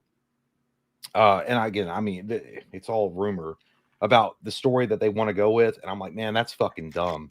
Like the idea that Prince Adam, which is He-Man, is a orphan child that was sent to Earth and was raised by earthly parents, and now Eternia is under fire from the evil Skeletor, and they have to go to Earth and get Prince Adam, aka He-Man, to come back and save Eternia. I was like, this is dumb, dude. This is not going to work. Just set the fucking movie in Eternia and tell a high sci-fi action fantasy movie, and we're good. But instead, you're going to overcomplicate it and make it dumb, and you lose people that way. So I'm a little nervous. Fair statement. I don't know shit fuck about it, so I'm gonna go on your word. Blake says, just watch Tombstone for the first time. Hot damn, dude. That's I fucking love it when people watch classics for the first time years later. That gets me a hard rubbery one, dude. Fucking great. Right? Believe me, boy, you don't ever want to know. Deshaun Cheney says, what's the link to become a member, Mike? So if you're on YouTube, I understand like it's different on whatever. There should be a join button in the description. If not, I honestly, I do recommend joining on the Patreon. Like I do. It's a nice separate thing. But like if you want to join to be a member, there's a join button right in the description box. And if you don't have it on your phone, it'll be on the desktop for sure. So join that shit. Join that show, Deshaun. Sid Ross says, read your book, Lewis. It was a masterpiece. I know because I read it, and I wrote it. I read it and wrote it. Corso Travin says, hello, I brought Guado. That's batshit, if you guys don't know. It is. You guys ever watch Rocket Man with Harlan Williams? Dude, it's so good. just watched it again with me and my dad on an edible or two. Dude, I love the fact that you have edibles with your dad and watch awesome classics like fucking Rocket Man. It's a great film. It also had William Sadler. Is that his name? Yeah. Dude, that movie, talk about an underrated comedy classic. That movie is dumb as fuck, but it's so fucking hilarious. It's one of the best comedies that came out of the late 90s, early 2000s. I'm glad you got to watch it, dude, and you had a good time watching it. I love that movie. Yeah. Fucking love Rocket Man, dude. Great movie. When that was Julie. I was like, ah. Remember when they put him in sound deprivation chambers, and they were like, "Oh, it's time to come out." He's like, "Can you guys come back? Where are you?" And he was doing sock puppets. He's like, John Jacob Jingle. He's like, we're only in the act 2. Living in a cardinal's nest. Thank you, buddy. Appreciate that. He says, "What did you like about the Black Phone, and what did you dislike? How do you feel about the sequel mentioned at CinemaCon?" I liked Matt Dillon because he's a good actor, and that's it. Ethan Hawke. That's what I said. You know what? Forgive me. There you go. White people can look alike too. I mean, we got accused of fucking, being racist back in American Horror Story. That's a good point. Ethan Hawke. I like Ethan Hawke a lot. I think he's a great actor. I do appreciate him. And see, I was going to say The House That Jack Built, but that was Matt Dillon. Now that was Matt Dillon. Ethan Hawke was great in Sinister, but everything else about Black Phone was overrated. I didn't think it was a bad movie, but people that were heaping praise on this, like it was the second coming of Christ, was crazy. It's not, I watched it. I was like, it's cool. It's a good horror movie, but that's it. And I forgot all about it. Yeah, for me, it was I highly anticipated. Saw at one of the rare early pre-screenings we ever see. Saw it in like Louisville or whatever, and thought all the Ethan Hawke shit was in the trailer. And Ethan Hawke was the best part of that movie. When they went into the supernatural, let's do karate by the phone, I was like, this shit's corny as fuck. Yeah. So I thought it was overrated as shit, but still a decent movie on its own right without the terrible oversaturated marketing. However, I do think them turning him into Freddy Krueger could be one of the best franchises we ever see. Them turning him into Freddy Krueger in the sequels could be fucking amazing. It could be amazing. I'm interested in a sequel. I mean, I'll watch it. I mean, I didn't hate the movie. I felt like it was like, what the fuck is going on? You guys are acting like you've never seen a horror movie when they were like, oh my God, it's the scariest movie in ages. Yeah. It's the new Psycho. Shut the fuck up. Darlington, greatest name on YouTube, says, you guys ever had a stony rock hard yabba dabba doo thump that it hurts so much you start stomping your legs and rocking back and forth just to help pass it? That John Denver's full of shit, man. I've had a few. Goddamn right. You're goddamn right. And they're the best. The worst ones are like when you have something that you know you should be shitting like within an hour of having it and you don't shit. Yeah. You just fart, but there's no poop. You just fart and there's no poop. And it feels like a cork is on your crack. And you're like, why can't I poop? And then you're like, oh no, because then you don't poop at all. And then the second day after you've had that food, it's the worst. Because it's you're on there forever. I learned that lesson from Mo Money with Damon Wayans. There's a scene where the guy, he's like, man, just rock back and forth. You got to rock back and forth. I learned that lesson. I was like, that shit helps. That's helpful. Movies will help you. What I do is I massage my waist while I'm pooping, and it's not coming out.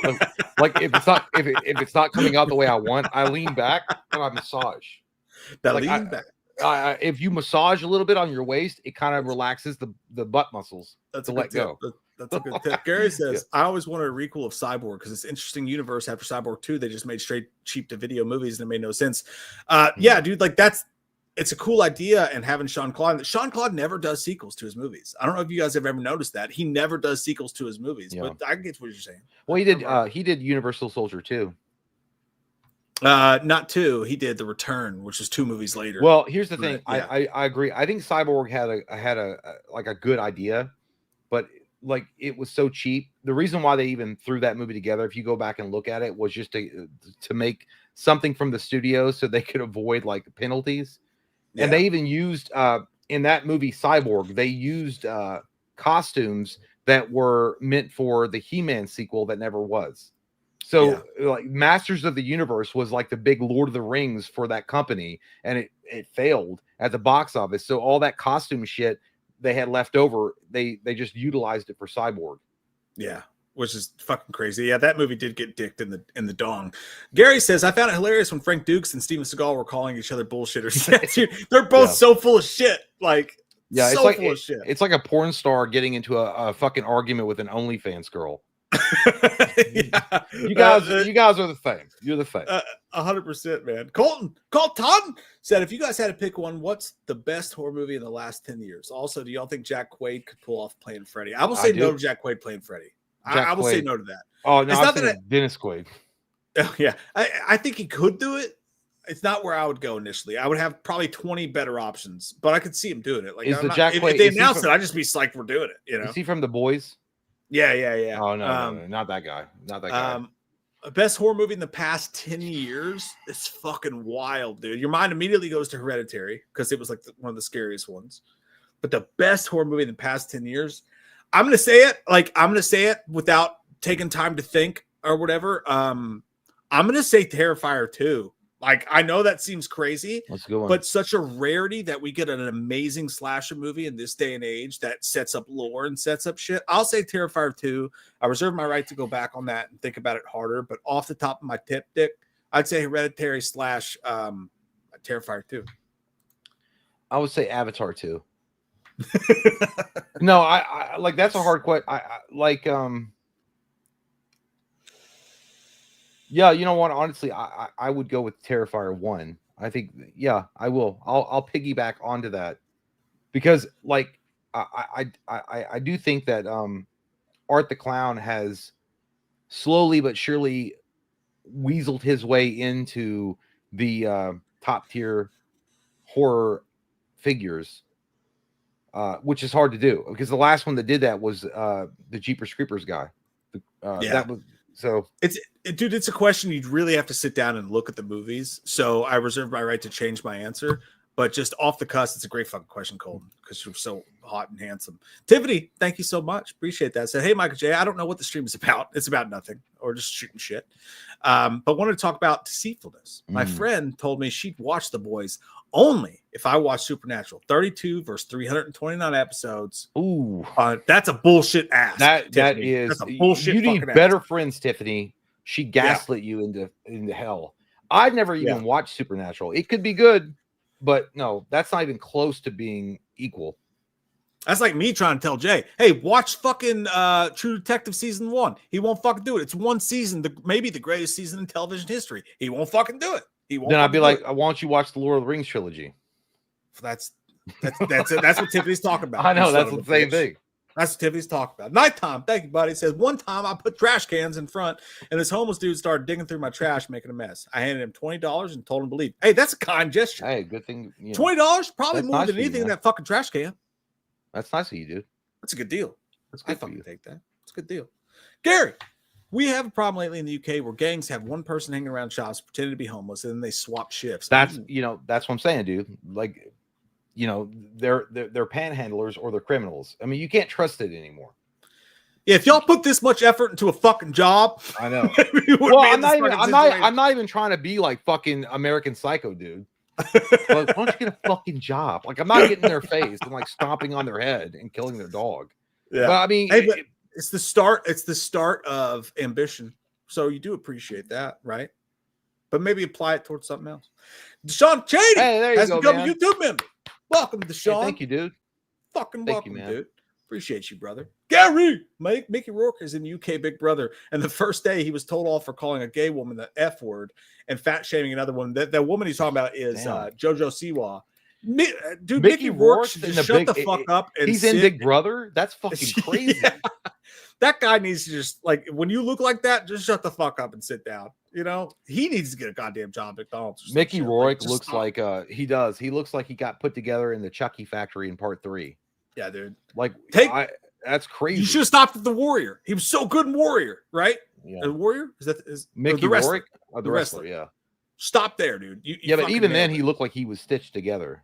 Yeah, but like, you should have stopped. Daniel Torres, thank you, buddy. Says, what's one of your favorite movies you vividly remember going to see at the theaters at a young age? For me, it was Spider-Man. That's awesome. Still the only movie I've ever seen in IMAX. Peace and love. The only movie I've ever seen in IMAX is Seven, and it was a fake ass IMAX theater, so I still haven't seen a fucking IMAX. earliest movie that I remember going to see. I don't remember much of it, but I remember going to see White Men Can't Jump. That's a good one. Yeah, my uncle had to lie to get me in, and it was great. It was fucking awesome. It was a good time. I do remember. I don't remember like everything about the movie when I went and seen it in the theater, but I do remember it was cool that I got to go and see this fucking rated R movie. Yeah. I'm gonna go Goldeneye. I've got a lot of really good experiences as a young kid going to the movies because that was like one of the only things me and my dad had in common. But like I Goldeneye is what I'm gonna go with. Not knowing shit about James Bond, walking into that and just seeing that because Goldeneye is one of the best James Bond movies. It is. Fucking awesome. Also, Lethal Weapon 3. We were on a vacation with his family, and like all the other kids went to see Aladdin, but I went to see Lethal Weapon 3 because I love Lethal Weapon. That was a good one. Lion King was another good one. I saw Double Dragon with my brother, and I was hyped as fuck for it, and Mortal Kombat as well. But I remember seeing Double Dragon specifically because there was nobody in the fucking theater because that movie sucked. I liked it. But I went with my my uncle and his at the time girlfriend, and he made Cody and I, my brother, sit way down because there was nobody in the theater. He was like, "You boys go sit down there." So he was fucking nasty, and I was like, "Hey, that's Billy and Jimmy fucking Lee on the goddamn camera. That's cool." Also, Signs was fucking cool as shit to see in the theater. Independence Day was awesome because first movie I ever saw where the crowd stood up and cheered. That was awesome for me. Yeah. A lot of great memories, man. Twister. I saw The Ring. It was the first movie I pooped my pants on. That was great. The Ring. I walked out of the Ring and it was like dusk, and I was like, I literally like legit feel fucking scared. Like I feel that movie fucking. Yeah, that was such a goddamn like. You didn't see it coming. You did not. Good. You don't see it coming. No, it's not gonna take it coming. Charles Cord, good man. Thoughts on new Predator animated film? I saw they released a trailer for it. I watched a couple seconds of it. And it's pure anime. So, like, I'm not an anime dude. I think it's cool as shit that they're doing that, but I'm not an anime dude, so I really couldn't get into it myself. But I haven't seen it. Rad. I haven't seen anything about it. So it's cool to expand the storyline doing what they're doing with that. Holy fucking balls, Lee! What are you doing, Lee? We said it at the same time, so I was going, "You stole my cat." Like, Lee, dude. Thank you, man. Seriously, that's so kind. Hey, sexy fellas. Look amazing as always. Hey, Loomis, I sat on the toilet this morning in Smith's Grove, and I thought of you. Well, that means you're gay, Lee. As you squeeze a turd from your bottom cheeks, and that turd plops into the toilet, and the water comes up onto your anus hole. And you thought of me. That's disgusting. I will tell you this. I did not think of you at all. Today, tomorrow, next week. I don't think of you at all, Lee. It's disgusting. Get in your goddamn monster truck and think of that. Thank you. Lee, thank you, dude. Thank you, dude. He also says, fucking too kind to us, man. We really appreciate it. Oh, man. Thank you, dude. R.I.P. Val Kilmer. Oh, dude, yeah. I don't think we've really talked about that. We talked about the Patreon stream a little bit, but we lost Val Kilmer this week. Yeah, dude. What a you know, not, well, I was going to say an underrated actor. He wasn't. Definitely taken too soon. And you know, and obviously the throat cancer that robbed what we could have got from him later on, or you know, with his career. But yeah, dude, 100%. And I still to this day like one of the best Bruce Waynes / Batmans ever. Yeah. Just a really bad script and studio interference. Like fuck that movie up for what it could have been. And I do think that Joel Schumacher really could have delivered, but I do believe that studio interference like caused that movie not to be what it could have been. Yeah, dude. The thing about Val Kilmer, and Jay and I a couple years ago both watched the Val Kilmer documentary, and it was so good. Like it'll make you cry. Like it was so fucking good. But like Val Kilmer's one of those guys. He's like literally a one of one. Like you can't. And when they're talking about like recasting Heat for Heat 2 or whatever, like Val Kilmer's one of those rare dudes. He's just a one of one. You can't recast him. There's no replacing him. When he's gone, there's no more Val Kilmer. And like there was just something weird and special that he brought to film. And again, it's not just like death took him, but like also the throat cancer took him for many years too, like Jay said. Mm-hmm. But his performances are just unmatchable. They're just in his own way, you know. Well, yeah, he was a versatile actor. Like he really could do it all. Like he could be a comedic guy, he could be serious guy, he could be the dry sarcastic guy, he could be the action hero. He could literally do all of the faucets of acting. And he also had a really great voice too. I mentioned this during the Patreon stream. There's a video on YouTube he did with Warwick Davis promoting the Blu-ray disc of Willow, which was an amazing movie, by the way. And the wit is there, and his voice is still good. And he did have a very unique, commanding voice, and that was taken from him. And it sucks, dude, because I'm glad that he got to do Top Gun Maverick with Tom Cruise. That was cool. I really do think that was really awesome of Tom Cruise to work that way, to work that storyline in some way, because I know it meant a lot to him. But dude, yeah, I think he's one of those actors. Like when I saw that he had died, I'm like, holy fuck, dude. Yeah, because he was young too. Like he's only in his mid-60s, early 60s. Lock, Stock, or not Kiss Kiss Bang Bang, underrated. If you need to watch a great Val Kilmer film that you've never seen, it's probably Kiss Kiss Bang Bang. He was also fucking great in The Saint. The Saint was an underrated ass movie too. That was fucking great. Yeah. Lee, dude, we love you so much. Too. Thank you. Child of Corn, love you too, buddy. He said should do a top 10 canon Orion films combo list. Dude, that would be such a good. We're gonna fucking do that because canon and Orion did some shit. And I was gonna say I don't know, could we make a list? But I'm sure we've seen a lot of those movies that they've made. Yeah, so they made some of the classics, man. Yeah, some of the classics. DJ Graham, you guys should give Snowfall a watch. It's another crime drama like Breaking Bad, Ozark, and The Wire, but it's about the crack epidemic in the LA in the early. I don't like crack unless I'm licking it. Oh my god, I never heard of that. Thank you for the recommendation. You gotta lick the Tootsie Pop. DJ Graham also says, we appreciate you, brother. Thank you. Says this show is it's from John Singleton, who gave us Boys in the Hood, Higher Learning. Dude, Higher Learning, fucking watch that like 20 times back in the day. That is such a good fucked up movie. It sounds familiar. It's the one where Michael Rappaport is in the fucking watchtower shooting dudes, the racist fucking guy shooting dudes. Great film. 4 brothers, 6 seasons. He died after the first 2, but the story still got better with every season to the end. It's on Hulu. John Singleton. I never heard of it. Didn't know. Sounds good. Didn't know. Wasn't John Singleton a football player?